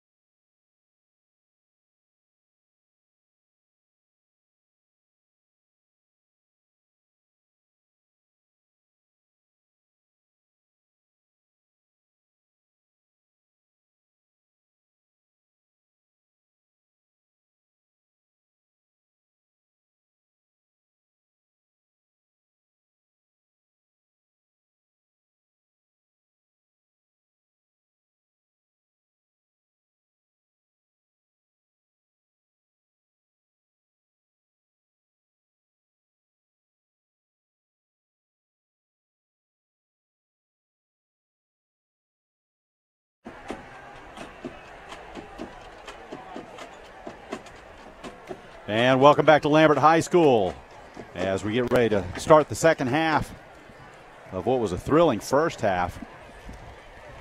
A lot of offense in the first half, not a whole lot of defense. North seemed to get their feet underneath them a little bit on the defensive side in the second quarter, Jay. But what do you think the plan of attack is going to be on the offensive side of the ball here to start the third quarter, Jay? Well, and you remember at the end of the first half, they had the beautiful long pass play there to get them inside the 5-yard line, and they ended up scoring later on to go up 14 right before the half. I would expect more of that in the third quarter to try and put this thing out of reach. I would expect them to take what Lambert's given them, and I would expect them to go for the knockout punch early. If you can, it'll totally change what Lambert wants to do offensively. And honestly, defensively, North really, other than a blown coverage on a trick play and one long run, defensively, you're right, North sort of got it together and did really well. We're 24 minutes away from maybe knocking on the door of the playoffs. I think all it takes is two wins in this region, and you're in the playoffs. I believe you're right, Jay. But I know North Forsyth is going to be hungry for more than that, especially if they can pull off the upset victory down here in Sewanee at Lambert High School. Well, real quick. Jay, I was able to go down. Hey, excuse me, I didn't mean to interrupt. I went down to the field to visit with a few folks down on the track, and the wind up here is a lot harder and a lot gustier than it is down on the field. Down on the field, it's pretty calm. Up here, guys, to give you a little bit of a lay of the land, we feel like we're about 1,000 miles up in the air, and the wind up here is pretty intense. And Lambert will kick off. And that's going to be Trigg chasing it back to the end zone, and caught a break right there with the whistle blowing. And North will bring it out to the 20-yard line. It'll be 1st and 10. In what should be a pivotal drive here to start the second half, Jay. First half stats, Bales was 13 out of 22 for 2 touchdowns and interception. Trigg had 14 carries, well over 100 yards. And again, defense had 3 tackles for a loss. So Trigg's over 100 in the first half. Easily. And I tell you what, North has really controlled the bulk of this game. Well, let's see if North can finish the deal. Something they were unable to do last year, pass out to the side. That's Dalmellon. And he's going to have about 5. It'll be 2nd down and 5. Again, North Forsyth probably shouldn't change much of what they do. You always notice when those spread teams try to slow things down, they always seem to struggle with that. It's better to just be up-tempo and run your offense. Trigg's going to take the carry right up the middle, and he's going to be hit about the 34. But it's going to be quite a bit after he gets the first down. That'll be a gain of 9, 1st and 10 for the Raiders. And the ball's going to be spotted at the 34-yard line. And what should be a critical drive right here for North Forsyth. They can get up a 3-touchdown lead here in the second half. Lambert's offense has struggled most of the season. This could be a knockout blow right here early. Pass deep, and it's complete. And that's Touchstone on the far side. There he goes. And he's going to break a tackle, and he's going to the house. Touchdown, North Forsyth. And there are, you got to look at the time, no flags. And we take a look at the replay. A little bit of play action right there, and a nice move by Touchstone as he gets by one would-be tackler for the Longhorns, and he gets into the end zone. And quickly, North Forsyth, 55 seconds into the third quarter, has an opportunity to go up by 3 full touchdowns. And this Lambert crowd is stunned. Boyzo, the left footer. Snap. And the hold is down, and the kick is up. And it's good with 11:05 to go here in the third. North Forsyth strikes quickly, and they go up by a score of 35-14. We're going to take a quick break here at Lambert. Timeout with your score, 35-14, North Forsyth.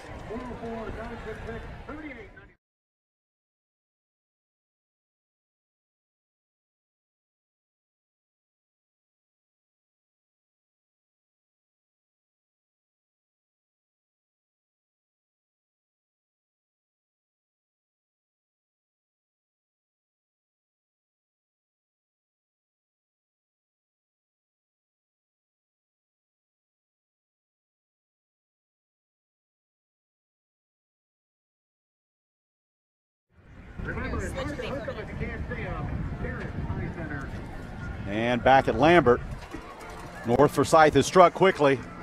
They're ahead by a score 35-14. They'll kick it off here.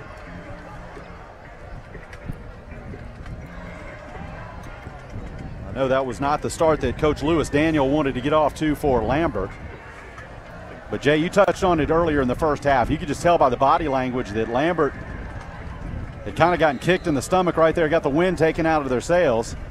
Let's see if I can come up with another metaphor. Kickoff right here by Medina, or by Boiso, and it's going to be up in the air on a fair catch, about the 27. And, Jay, what do you think Lambert's got to do right here to kind of get back in the ball game? Well, again, it's basically what you've done is North's offense has played fantastic. The defense has done what it's needed to do, and now Lambert is in a position to do stuff they don't want to do. They're not a great throwing team. We saw when they made great passes, they didn't catch it. And, basically what you're looking at is a team that's desperate to get anything going offensively. And from what we understand, Jay, this is not a high-flying attack right here, not a team that's good at making comebacks. That was a nice comeback right there by the back. That's going to be Chatelaine. And he breaks a couple tackles, gets 5. It'll be 2nd and 5. Well, the ball marked at about the 33-yard line.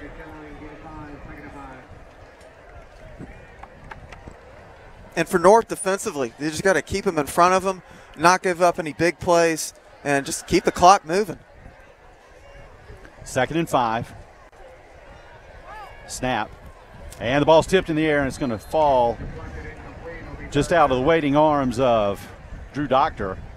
Doctor had a critical drop in the first half. It would have been a touchdown. John Allen Whitaker got his hands up there, made a nice play. And that's already going to bring up a 3rd down and 5. Once again, with 10:27 to go in the third quarter, you hate to talk about big plays, but this has got to be a big one right here. Absolutely. Trips out to the right-hand side. Running back switches sides. Screen. Looks like it's going to be a screen, It's a screen. and it's going to go right back to Chatelaine. That's going to be an easy first down. We're going to have to knock him down. Wow. He's going to go to the house.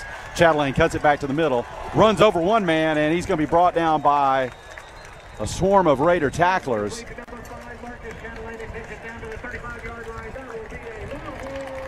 Looked like Grant Scalia was there to make the stop, but not after Chatelaine breaks open a long screen pass. I tell you what, that was a good call. They saw the North Forsyth pursuit coming. But I tell you, see how they finished the drive. They didn't score on a big play. That's only their 3rd or 4th play over 10 yards for the game.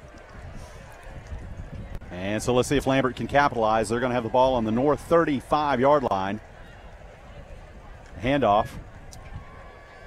And a tackle is going to be made there. Justin Bruno in to run for Lambert, and brought down by number 51, Cade Jensen. Play gain 6. It'll be 2nd and 4. Lambert is down by 3 touchdowns, but there's still a lot of football left to play. Out with the pistol. Handoff goes to, is that Bruno still in the ball game? Yeah, it is Bruno. And he's going to be brought down there by Whitaker.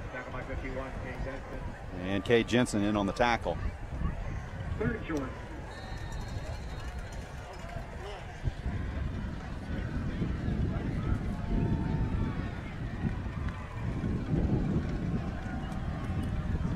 Ball at the 26-yard line. It'll be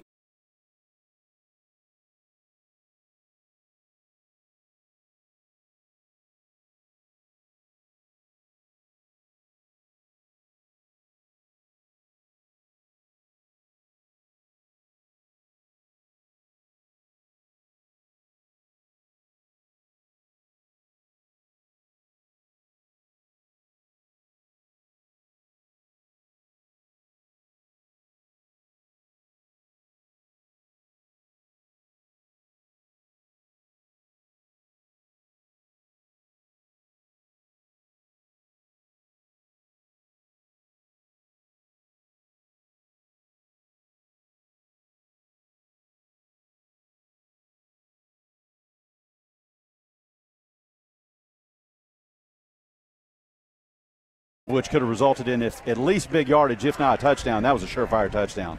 Well, the good news is that they're dropping the ball. The bad news is if you're scouting north and you watch them next week against the better teams like Milton or South, that could be a disaster. So those are things that you'll have to clean up during practice next week. North will substitute. I saw a man come off. I did not see a man come back on, and we're going to have a timeout for the Raiders. So with 8:26 to go in the third quarter, we've got a timeout, and we'll take it with them. We'll be back in just a moment after these messages.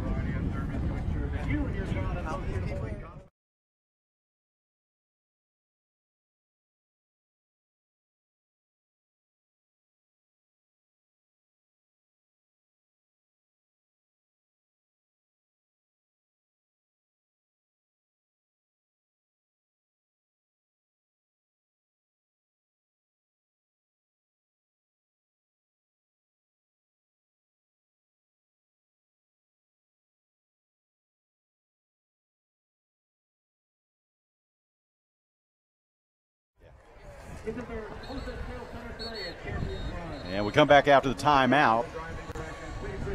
Lambert on a nice little drive right here.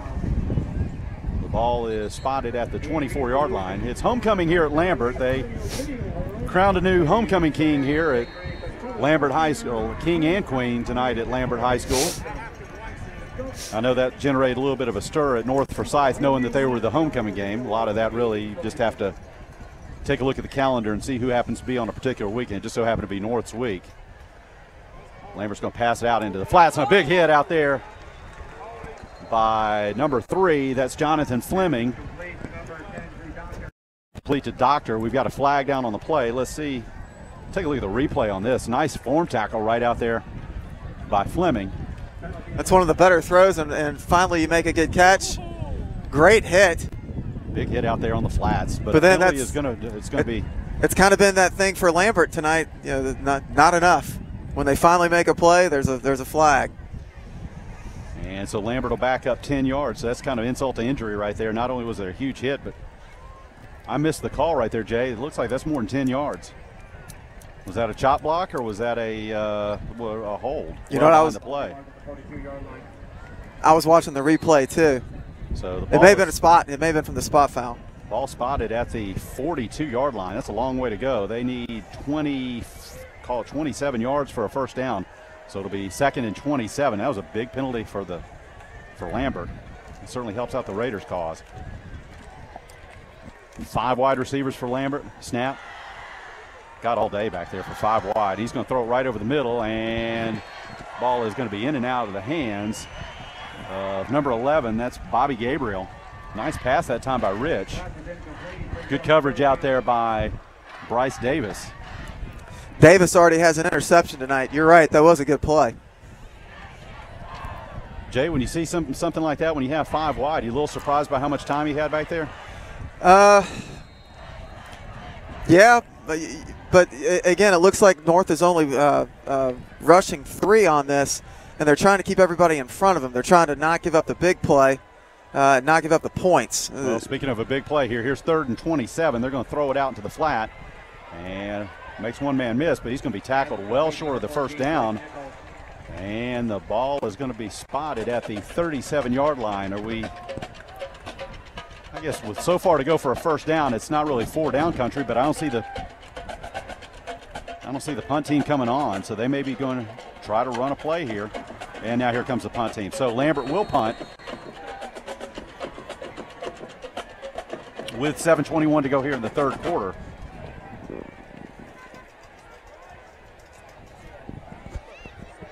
And the scoreboard shows it is 4th down and 92.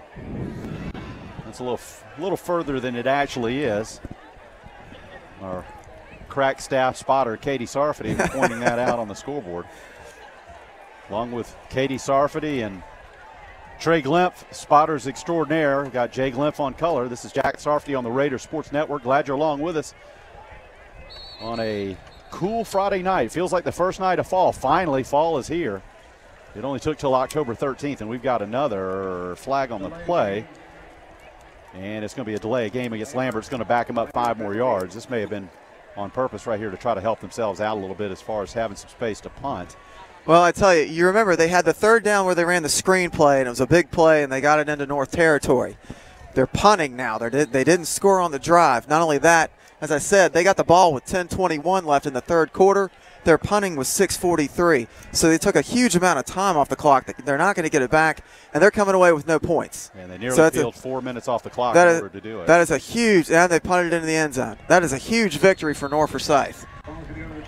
So a good turn of events right there for North, and they're going to take over at the 20-yard line when we come back after these messages on the Raider Sports Network.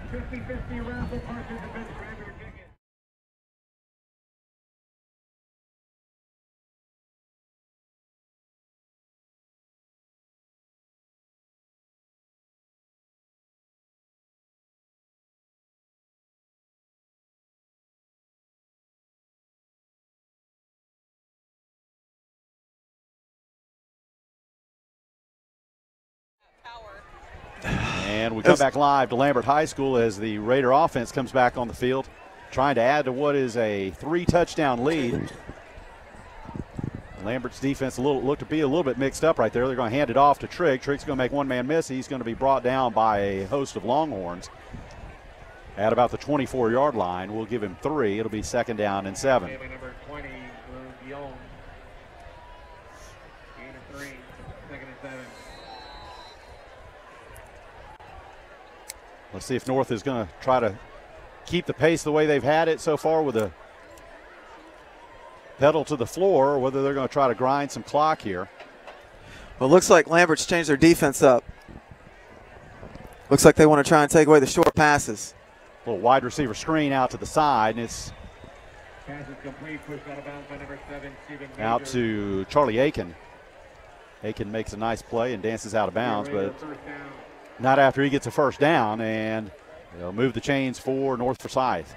Again, North Forsyth doesn't have to do anything different. Just keep running the offense. Other than just staying in bounds, work the clock. But being a spread team, you don't necessarily have that work the clock mentality. A little bit harder to slow down, isn't it, Jack? It is. It is, especially when you've been able to move the ball so well offensively. And with Lambert playing man-to-man all night, there's all those one-on-one opportunities. It's just too tempting to not call deep pass routes.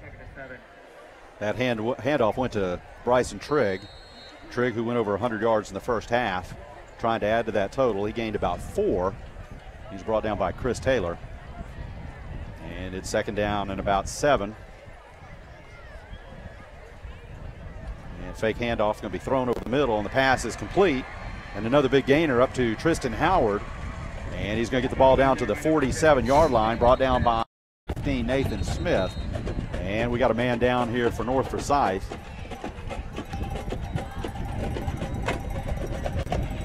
Looks like trainers from both sides coming out to check on him.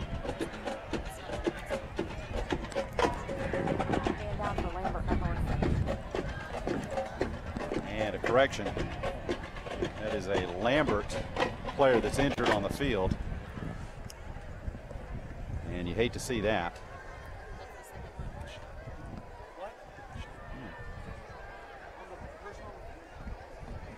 And that's a good sign right there. Quickly back up onto his feet. Yeah, glad he's okay. And the man down for Lambert is number 55. That's David Standeven. And he's going to hobble off on his own power, so that's good. So a big gainer right there. North is going to have the ball up on the Lambert 43 on the plus side of the field. Yeah, on that last play, it looked like Bales kind of froze the defense and did a little quick pop pass. I tell you, it's been impressive to watch North move the ball down the field tonight. Lambert has not had an answer to stop him. And the hand is going to be to Trigg. Trigg's going to make 2 men miss, and he's going to get a shoestring tackle from behind. And I tell you what, it helps when you've got a kid that is really hard to tackle. And they've had a hard time tackling Trigg all night. He seems to break every tackle. It's going to take more than one person to bring him down. Well, right there was a saving tackle. Nathan Smith again. Looks like he's had to save the day a couple of times and hasn't been able to save the day a few times as North is beginning to start to open things up right here. Jay, you got to figure right here. even though we're in the third quarter, one more touchdown, that ought to be that could be the knockout blow, would you think? Oh, definitely. As much as a struggle as it's been for Lambert to score, I mean, again, 5 minutes ago, Lambert had the ball close to, our 10-yard line or our 20-yard line, and they ended up having to punt. Yeah, Lambert's had major difficulties offensively. Defensively, they don't have an answer. It's a mismatch pretty much everywhere right now. Our offensive line is playing great. The receivers are getting open quickly, and Bales is delivering. So this has been fun to watch tonight. Well, so we had a measurement there for the first down, and it looks like North did get the first down. And so a new set of downs for the Raiders at the 33-yard line. Just under 5 minutes to go here in the third. North with a commanding 35-14 lead.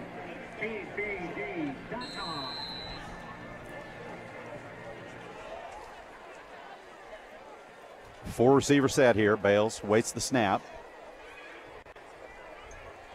Touchstone goes in motion. And the snap. Fake handoff again. Nice easy pitch and catch right over the middle. And that's Tristan Howard with the catch. And the ball is going to be spotted at about the 23-yard line. Yeah, 23-yard line. That'll be another first down for the Raiders. The chains keep moving. And that is just more plays starting to mount up against the Lambert defense. Yeah, they're looking tired.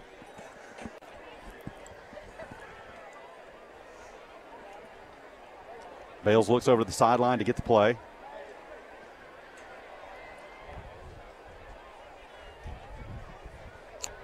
And wide open down the sideline is Cedric Touchstone.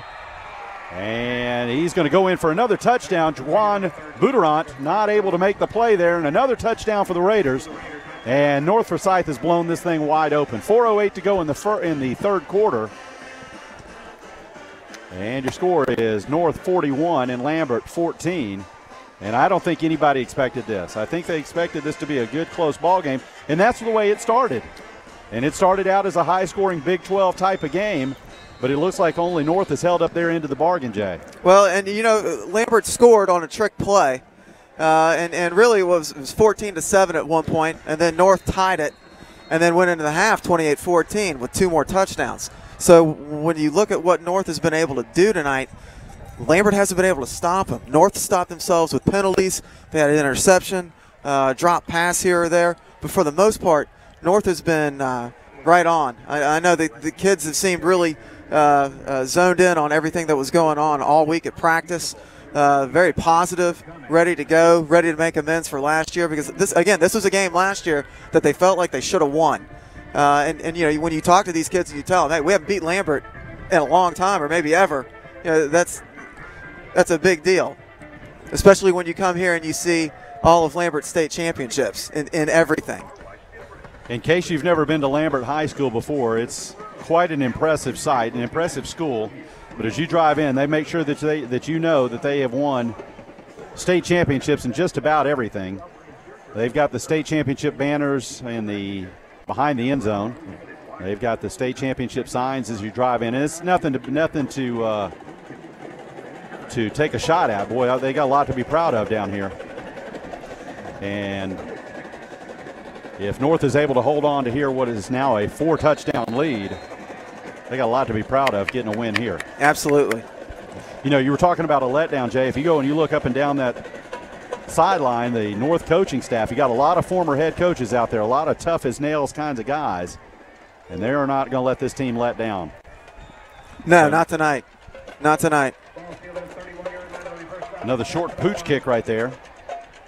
And calling fair catch is going to be Marcus Chatelaine. He caught one there earlier and had a nice little return, but he opted for the fair catch there, and that's where Lambert will take over. Lambert's going to take over the ball about the 34-yard line, 1st and 10. Again, it'll be interesting to see if Lambert could get anything going. They're going to go all in right here. They've got 5 wide. And the quarterback, Peyton Rich, awaits the snap. North is going to blitz right up the middle, and the pass is going to be thrown out to the flats. Slow floater. Caught by the tight end number 87. That's Alex Snyder. And again, continuing the swarm for North Forsyth. 4 or 5 guys in on the tackle, led by number 6, Evan Johnson. And, it's a great play on the defense's part. I mean, they gave up 6 or 7 yards, but they kept him in bounds. Clock doesn't stop moving. That's right. Clock really working against Lambert right now, down by a bunch, down by 28 points. North just trying to keep from giving up the big play here like they did a couple times in the first half. Pass over the middle is complete. Big hit out there. Everything Lambert gets, Jonathan Fleming. every first down Lambert gets, they're really earning at this point. North's playing really aggressive. They're hitting pretty hard. We get a replay here of that hit. And that was a big hit. They are flying around and having fun. Yeah, fortunate enough to hold on right there was Blake Nichols. Nichols had a couple of drops himself in the first half. So it was quite an accomplishment for him to hang on against that kind of pressure. 4 wide here for Lambert. Snap, and it's going to be a handoff. Chatelaine has it, and he's going to take it right up the middle. And he's going to drive those legs up to about the 46-yard line. And a pretty good gainer right there. Carter Mullican and Evan Johnson both in on the tackle. They're going to give him 5, so they'll call it 2nd and 5. 2:20 to go here in the third quarter.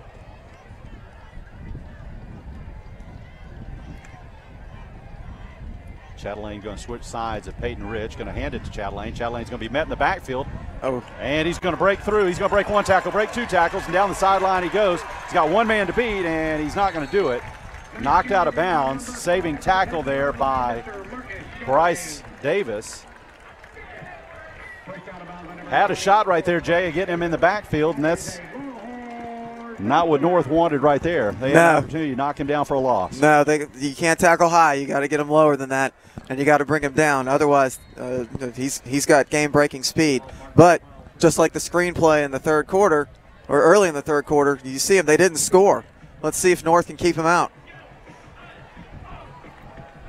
One of the few trips that Lambert's had down inside the red zone. Handoff goes to Chatelaine, the man that made the long run just a second ago, and he's going to get another handoff, and he's going to take it for about 2 or 3 yards. And he's going to go down about the 7. And we'll give him 4. It'll be 2nd and 6.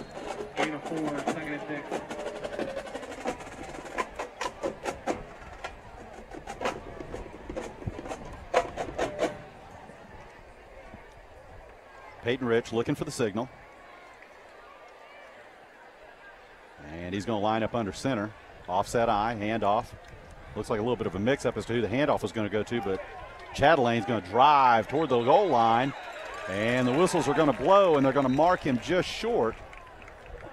That looks like to be the type of play that's become commonplace, which you see all the time now, where running back is in the middle of a herd of defenders, and then the offensive line comes in there to try to drive the pile. That time the officials blew the whistle. It looked like there was still a little bit of forward motion going on, but they weren't going to let him have the end zone right there. So the Lambert sideline upset right there. They thought they should have let that play continue. All right, I formation. Rich under center. He's going to hand. Chatelane's got it, and he's in the end zone for 6. And a touchdown for Lambert. And that will cut the lead to 42-20. Jay, a little too easy right there. Well, yeah, I mean, you could say that, but I feel like Lambert had the ball the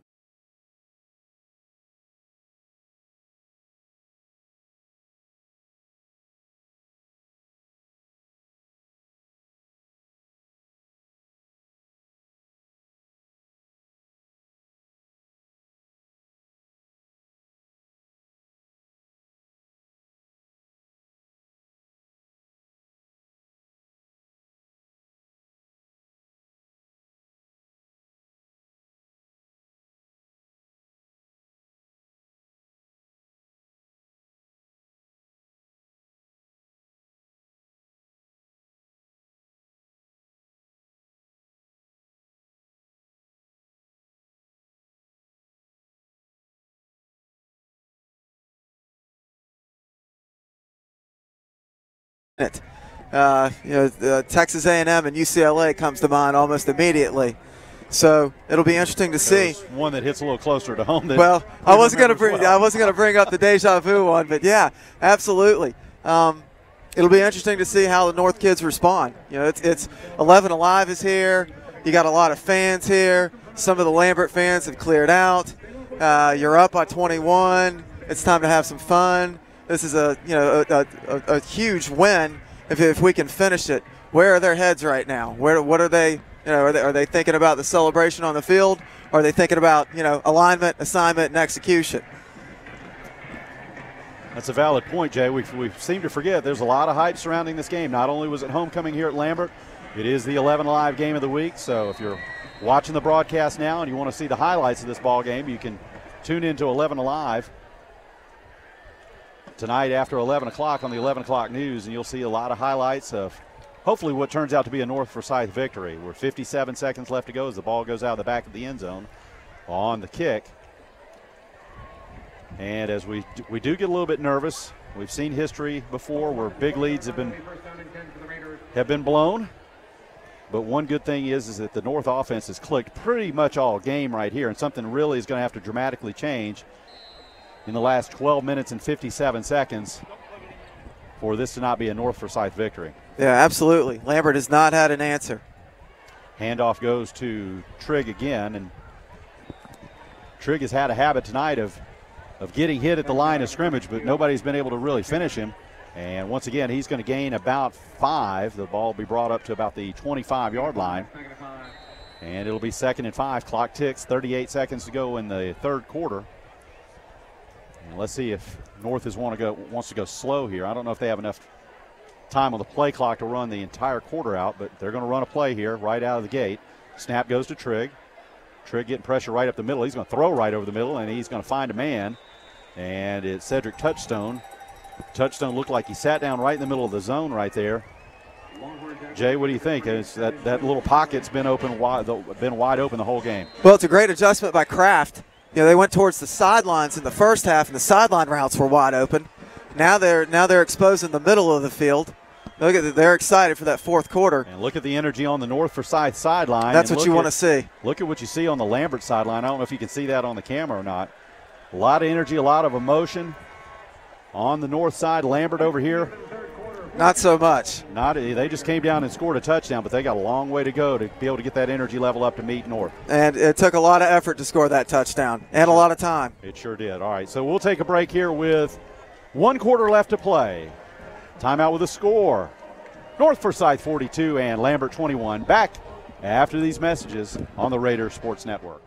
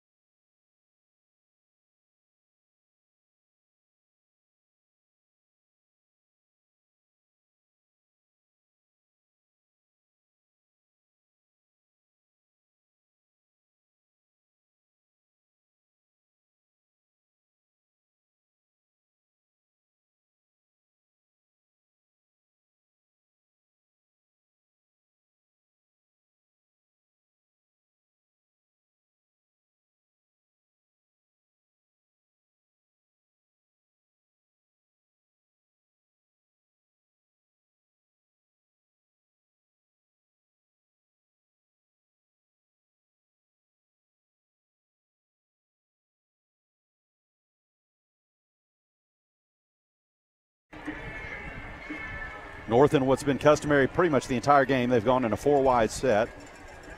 2 receivers left, 2 receivers right. Touchstone goes in motion, makes it trips on the left. And we're going to fake a handoff. We're going to throw it right over the middle, and that's been there all day. The pitch and catch has been there all day long. And that pass is going to be complete up to Tristan Howard. And it's a short little gain. It's 7 yards for a pass, but it does give them 3rd and short. Big difference between 3rd and short and 3rd and long, Jay. Absolutely. So we're 3rd down and 3 yards to go. Well, and again, what are you going to do? If you sell out for the run, we're going to hit the intermediate routes. If you sell out for the intermediate routes, Trig's going to take it the distance. Bales is going to roll out to the right-hand side, and the pass is a little bit behind Touchstone, and it goes incomplete. And with 10:40 to go in the ball game, it's going to be 4th down. North is going to have to punt. I tell you what, I can't remember the last 3rd down we didn't get. No, there's been a lot of space between the receiver and the defender, especially up close near the line of scrimmage. And North will have to punt. That's Robert Faulkner back to punt, and he's going to punt it to Kenneth Dix, who is set up about the 25-yard line. And that punt, I don't know how they didn't block that one. I don't like either. Good penetration. Great right there punt. by Lambert. And Stop, a nice roll stop. by. Nice roll on the punt. It just gets over the goal line, just ahead of Bryce Davis, racing down to the goal line. So Lambert will start up at their 20-yard line with 10:30 to go in the ball game.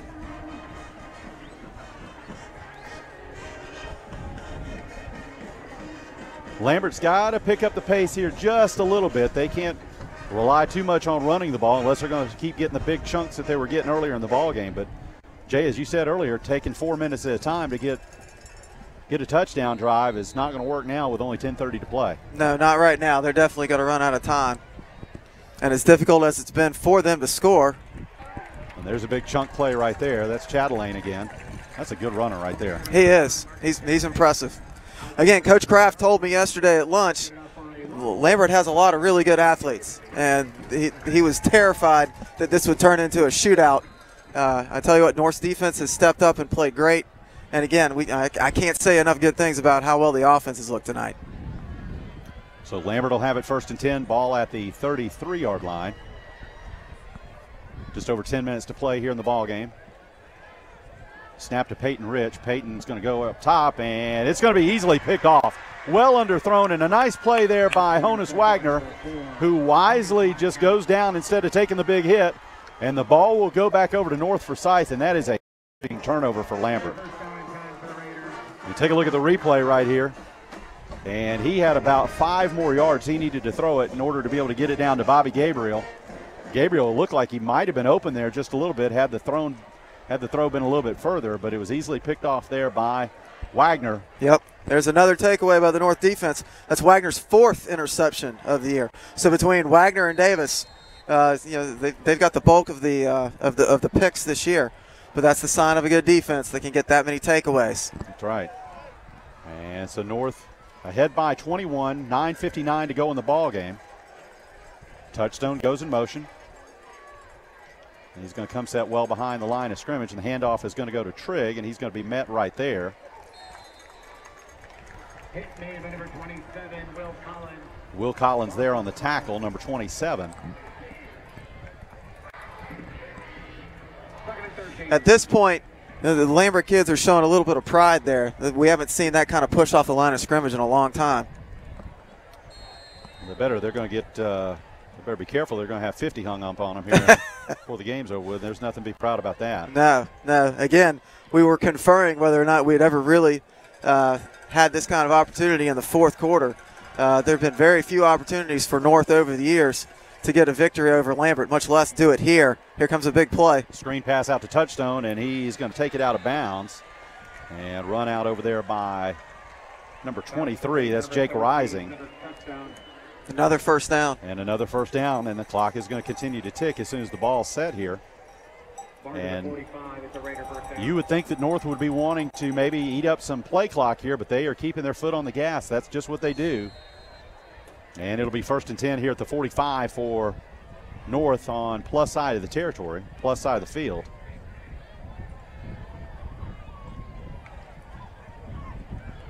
Snap. Trigg on the handoff, and he's met in the backfield. He's going to break one tackle. He's going to go down the side, and looks like he rolled up on one of his teammates there. That was Dalmolin on the other side, but Trigg. Yeah, they both got up. Everybody gets up healthy. Everybody's good. Jack, you say, should they not throw the ball anymore? Should they be more conservative? I would tell you, no, that's not who they are. They weren't conservative last week at Central. Teams that run this kind of offense, once you get conservative, they're just not as successful. It's better to have a run pass option and run this spread to perfection like they have tonight, as opposed to trying to line up under center and be very one-dimensional. That handoff went to Trigg right there. He didn't have a whole lot of room to run, and he's brought down for a short loss. And that'll bring up third down. You know, Jay, you go back and you look at what happened last week. In case you didn't see the score, North Forsyth beat up on Forsyth Central 58-0. And it's easy to kind of say, well, Forsyth Central struggled for a few years here, and they're 0-5 this year, now 0-6 after that. And Lambert's record isn't all that terrific, but they've played a tough schedule so far. They have. You score 58 on a winless team, that's one thing, but you come down to Lambert and you have an opportunity to get into the high 40s, maybe even the 50s here. That's saying something.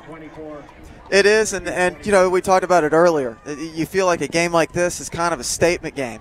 You and I are old Parkview guys, and I can tell you that I remember being an 8th grader and beating Brookwood, and being a 9th grader and beating Brookwood, being a 10th grader and beating Brookwood. And it was all the older guys that had never beaten Brookwood. We were that first group at Parkview that sort of got things going. And I tell you what, watching North tonight, I sort of get that same feeling that maybe it's our turn. These kids, particularly Bales and all the other juniors, they're winners. They won it at the middle school level. They've won it as freshmen and JV, and they're winners as under the Friday Night Lights tonight. So that's right. It's somebody's got to be the team that's going to kick down the door. Somebody's got to be the class that's going to do it. Well, why not them and why not now? Why not this group out there right now? Let's see if they can kick down the door on this 3rd down and 3. Bales takes the snap. He's going to throw out into the flats, and it's going to be complete to Nicky Dalmullen, and Nicky's going to have a first down. And the chains will move again, and just what North needed right there. Keep the momentum going, keep those chains moving. Another 3rd down. And another 3rd down conversion for North. So the ball will be spotted at the 34-yard line of Lambert. The clock continues to tick. It is now under 8 minutes to go at 7:53.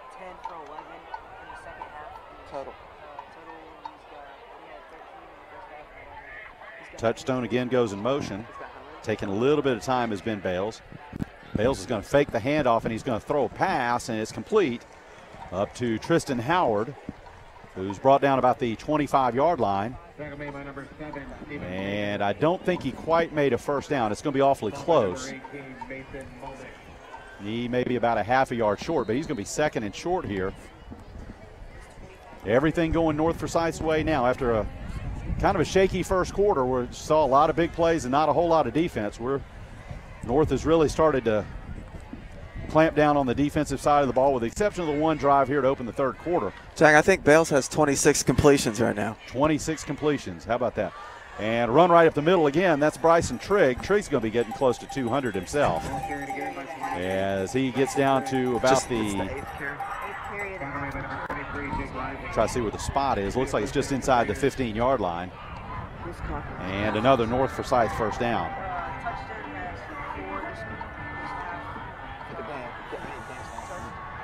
6:50 to go in the ball game. And we're 4 wide here for North. Bales is going to look over to the side, get the sign, get the signal as to what they're going to run here, adjust to the defense. And the handoff is going to go to Trigg. Trigg again breaks through 1 tackle, breaks through 2 tackles. He's going to get 5, and he's going to get run out of bounds by Dix, number 1. And he's going to get knocked out right there, just short of maybe right at the 10-yard line. And it'll be about 2nd and 6 to go. Right at the 10-yard line is where the ball sits.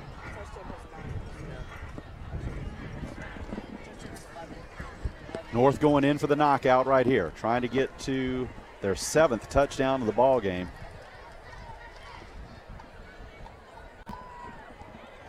Bales awaits the snap, and he takes it, and he hands off to Trigg. Trigg going to be hit there right at the 10, right about the line of scrimmage.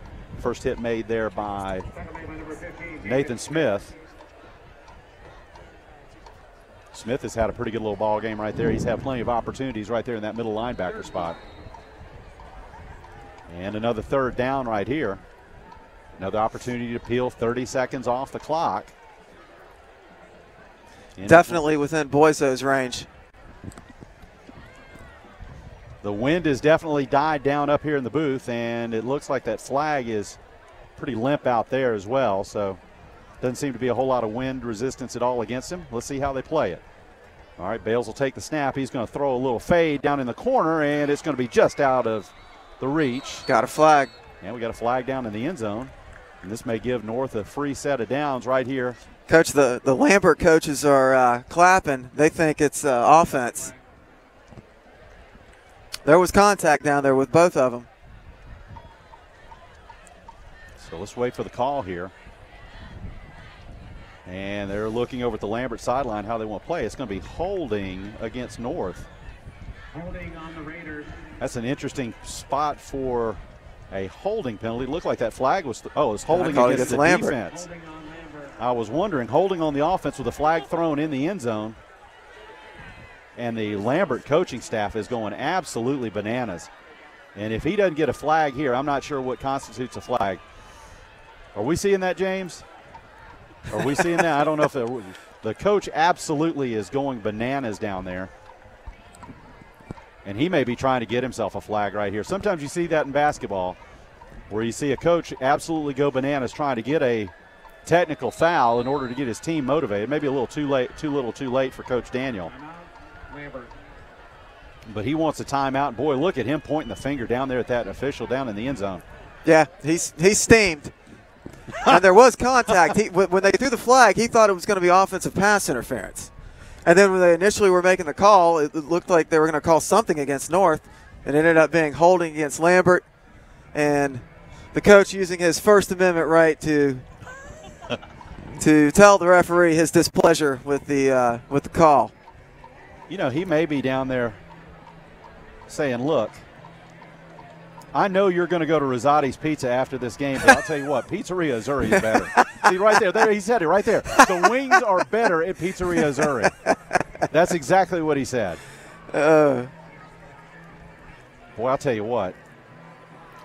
I believe Coach Daniel is fortunate that he did not get a personal foul, unsportsmanlike on the sideline there. I guess it really wouldn't have made much difference as it was going to be an automatic first down. No, actually, it's not. In high school, I'm sorry, it's a little bit different. It's not automatic first down on a defensive holding penalty. So it's going to be third and really, really short. And, of course, North is knocking on the door right here for yet another touchdown.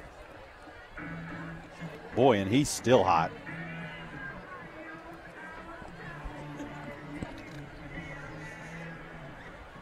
And he's still – Jay, he's pointing down at that official, and that official will not leave that pylon.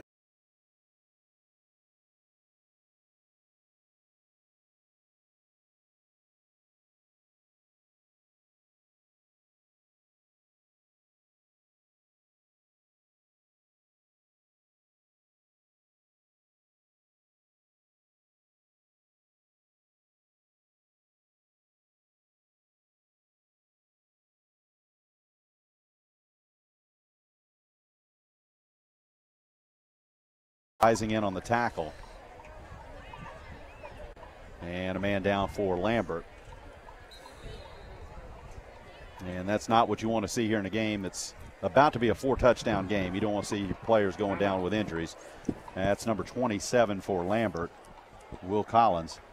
Collins has had himself a pretty good ball game as well. Yeah, he's had a great season. He's in the top 5 in tackles for the region this year. So they hate to lose him. Collins is 5'10" and 190 pounds. So he gets a lot out of. He's not the biggest guy in the world. He's listed as a defensive tackle at 190. That may be able to help explain a little bit why North has had some opportunities here to run the ball. They're just an undersized defensive line.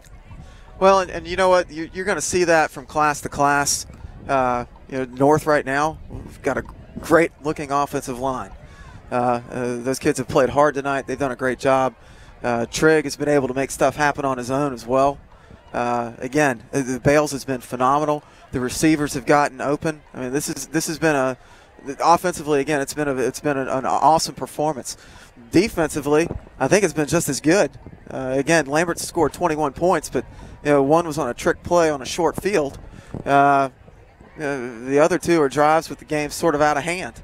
So you got to give a lot of credit to the North Forsyth defensive coaches and the defensive players. They've done a great job tonight. They've done this really couldn't have turned out any better for them. Absolutely. I think.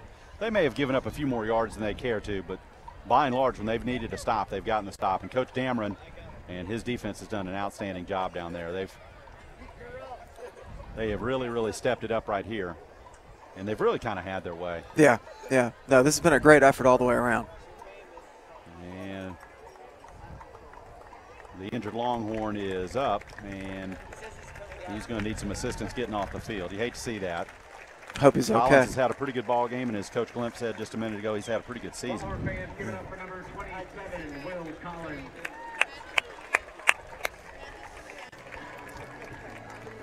We're 5:18 to go here in the ball game. It'll be, we don't have a measurement right here. And first down. First down North. And it's going to be goal to go here. Ball spotted just at the 4-yard line, maybe a shade inside. It'll be first and 10 for the Raiders. Ball's on the floor.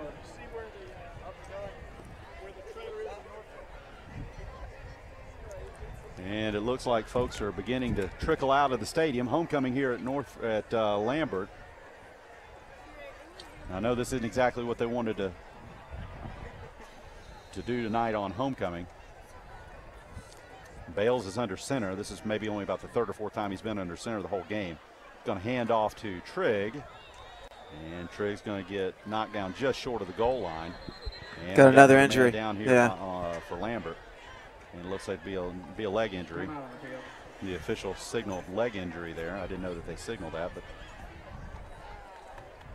nonetheless, this is going to be another time here for Dameron to get the troops together. Stretching him out. Looks like he's probably got a cramp. It's a cramp, yeah.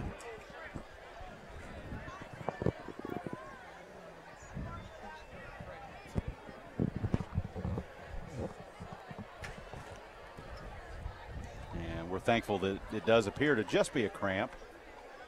As much as he was writhing right there, I guess those cramps are awfully painful. Thankfully for both teams and thankfully for all of us, it's starting to cool down here a little bit. We've had some record high temperatures here in the Atlanta area. The last few days, we hit a high temperature yesterday of about 87. I don't think it got quite that high today, as it was overcast most of the day. And it looks like fall is upon us. And what seems to be about the first day of legitimate fall. Tonight, this Friday night, it's already October 13th. Hopefully we're going to start getting some cooler weather here the rest of the way and feel a little bit more like football. Actually, this is as cold as it needs to get. Is that it? This is it. This is it. And the injured Longhorn is up, and he too is going to need some assistance. May have been a little bit more than a cramp. Tell you what, you see this a lot with the defenses when they're trying to defend against those spread teams. And they're on the field a lot. There's a lot of running. A lot of plays. There's no slowdown in tempo. You're going to see a lot of guys cramp up at the end of a game. So David Standevan is the injured Longhorn. And it looks like both legs are. He's needing full assistance right there with both legs. I'm not sure he's getting any weight down on either leg. Doesn't look like Let's it. hope he's just really cramped up. Yeah. All right, so the ball will be spotted after a couple of long delays here. The ball will be spotted at the 3-yard line. It'll be second and goal. And North is going to go tight here with only one wide receiver. Look at their formation. And Bales awaits word from the sidelines to when to snap the ball. 4:45 to go in the game. He's under center. He's going to hand off, and he's going to get knocked down behind the line of scrimmage. Good tackle back there. Yeah. Good play by Lambert. And 57, Max Wilson on the play. It'll be third down. And it'll be third and goal. Just peeling more time off the clock, Jay.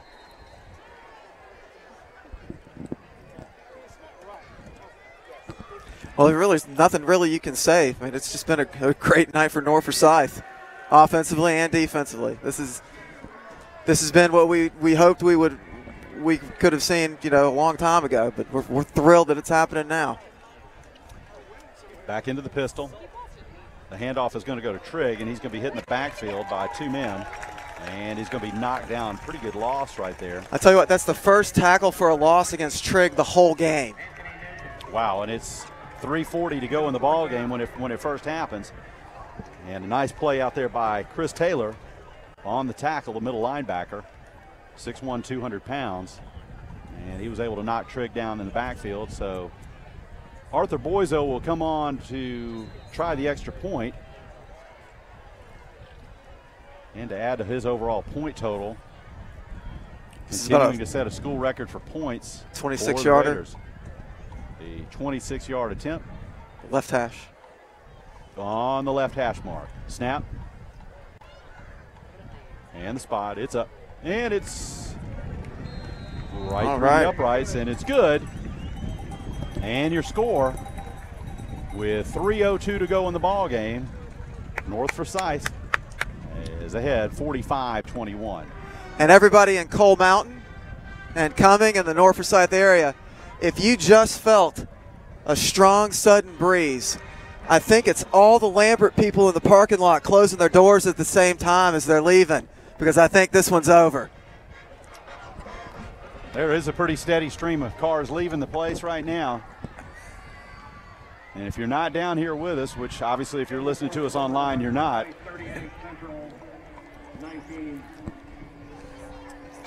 We hope you've enjoyed the ball game on the Raider Sports Network. And we're getting some scores coming over the intercom or the PA now. Just got word South Forsyth is ahead of Milton 21-13. And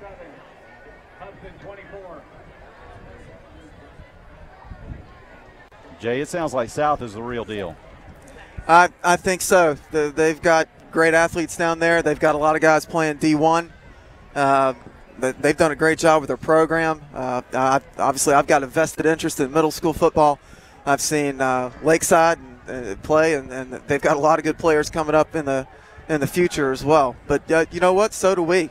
And with the spread offense, the kids that come here, they've got an opportunity to have some fun, play a little receiver, catch a ball. Defensively, they're well coached. This is. Again, this has been a real pleasure to watch tonight. These kids have played hard. They've had a great time. And as a faculty member at North and somebody that's always, I've always loved this football program, it's an honor to be here tonight. Oh, great kick. And a nice play right there at about the 44-yard line, a fair catch. Jay, why don't you try to pop that one deep right there? Why are we pooching it right there with about 10, 15 yards? Well, you're probably not going to give up a big play. Clock still ticking here at 2:50 to go. Is it running? It would be running clock already. It's only a 24-point game. What's the running clock rule? How many? I would have thought it's 30. I don't think anybody seems to be complaining right here. 2.5 minutes to go in the ball game, so the clock says. And I think everybody's about ready to call this one a night, as this one has turned into a bloodbath. Now the officials may have just realized the clock has been on the move. Let's see if they add any time back on there. It's homecoming here at Lambert High School, but North, even as the visitor, has decided to have a blackout, and everybody on the visiting side, pretty decent crowd over there for North Forsyth tonight, has shown up wearing all black. Jay Glimpf, color man extraordinaire, is wearing his black. Katie Sarfati, spotter extraordinaire, wearing her black. Trey Glimpf got his black shoes on over there. Katie even wearing a black tutu tonight. Yes, you heard correctly. She has a black tutu on. Whew. All right, so Lambert in the pistol, and they're going to hand. And a big hit right there. Let's see if that's still Chatelaine in the ballgame. It's not. That is Justin Bruno, number 3. And after the big hit, he's going to gain about 2. It'll be 2nd down 8. Still see a chunk of starters in there for North with 2 minutes to go. No letdown at all for North Forsyth. Raider Nation got a lot to be proud of now. As you mentioned earlier, momentum really shifting toward North Forsyth. Just overall, the overall feel at the school is a lot more positive and upbeat and believing that they can really do great things. And Raider Nation is proud right now tonight. They're going to come away with their first win at Lambert or versus Lambert ever. Got a flag down well behind the play. This is probably going to be a personal foul against Jean-Pierre. Yeah, I think it's a late hit on the quarterback. Let's see what we get here.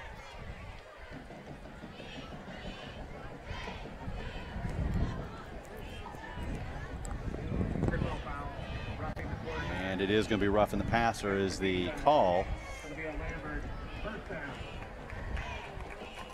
And Descu is going to be the culprit on that one. He tried to plead his case to the official, but he wouldn't have any part of it. And it'll be a 15-yard penalty that'll move the ball all the way down to the 36-yard line of North Forsyth. 1:48 to play in the ball game. Raiders in full control here, leading by 24. The North Forsyth defense has stiffened significantly here in the last 3 quarters. Pass out and into the flats. That's complete to Bobby Gabriel. And for a short gain, Wagner in on the hit.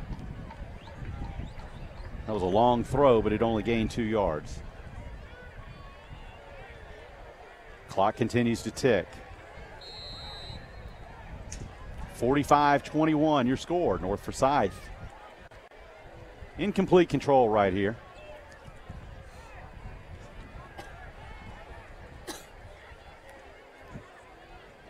Peyton Rich, the quarterback, he's gone pretty much the whole way.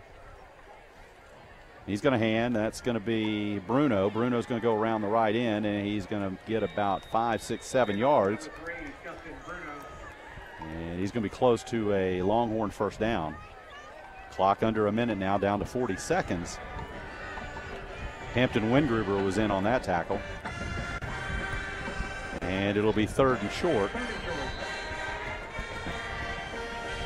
And this may be the final play of the ball game as we cross the 30-second mark. Rich calling the play at the line of scrimmage. 3 wide receiver set here for Lambert. Going to hand off. Bruno with a carry, and he's going to carry a couple of tacklers down to about the 26. And that will be the final play of the ball game as both teams head to midfield to shake hands. And history has been made in Coal Mountain, ladies and gentlemen. North Forsyth has beaten Lambert for the first time in school history with what would be widely considered an upset. North Forsyth comes away a 45-21 winner here at Lambert. Jay, you have any final thoughts before we sign off tonight? I tell you what, my final thoughts are, I think I've said it a million times tonight. They just played great, and I tell you what, they were better. They were the better team tonight. Certainly 2 programs may be going in different directions this season anyway. North is set up perfect. It should be a really exciting finish to the season, and back to playoff football, which would be a great thing. I tell you what, I want to congratulate Coach Kraft, Coach Flo, all the players. It was a great performance tonight, top to bottom. You couldn't say it any better. The players on the field are playing with a lot of heart, playing with a lot of courage, but it really all starts at the top. Coach Robert Kraft, in his 2nd year at North Forsyth, has done a great job of changing just the overall attitude and energy level of the football team and the football program. And you're starting to see some of the fans for North Forsyth. Guys, let's see if we can get a shot of that over there toward the end zone. But the players and the fans over there around the goal line and a big celebration breaking out, and I think everybody understands the significance of that. Odds are North Forsyth is going to be in the playoffs in 2017, something we haven't said in quite some time. And they have gone down here and they have beaten Lambert High School in truly dominating fashion. What a great sight to see out there. The fans coming out on the field wearing all black. They did a great job coming out in blackout attire tonight. And our players over there just loving the support that they're getting from the fans. I think Bryson Trigg even has a flag in his hand. He's carrying that around over there. He's got the Raider flag over there in the background. and you start seeing fans get onto the field, you can start getting a little bit nervous. But there's nothing to be nervous about this. This is just pure joy and celebration in Raider Nation. So on this winning night, we're going to call it a night here in just a couple of moments. James C. Wright, producer, engineer extraordinaire. Got Ben Barron at the controls over there. Katie Sarfati. Trey Glimpf did a great job spotting. Jay Glimpf, first time doing color. How you like it? That's a lot of fun. I enjoyed it. A lot of fun. We had a great time tonight. Yes, sir. Yes, sir. So this is Jack Sarfati on the Raider Sports Network. We're glad you joined us, and we'll hopefully see you soon along the line. So once again, your final score, North Forsyth 45, Lambert 21 on this winning night. So long, everybody.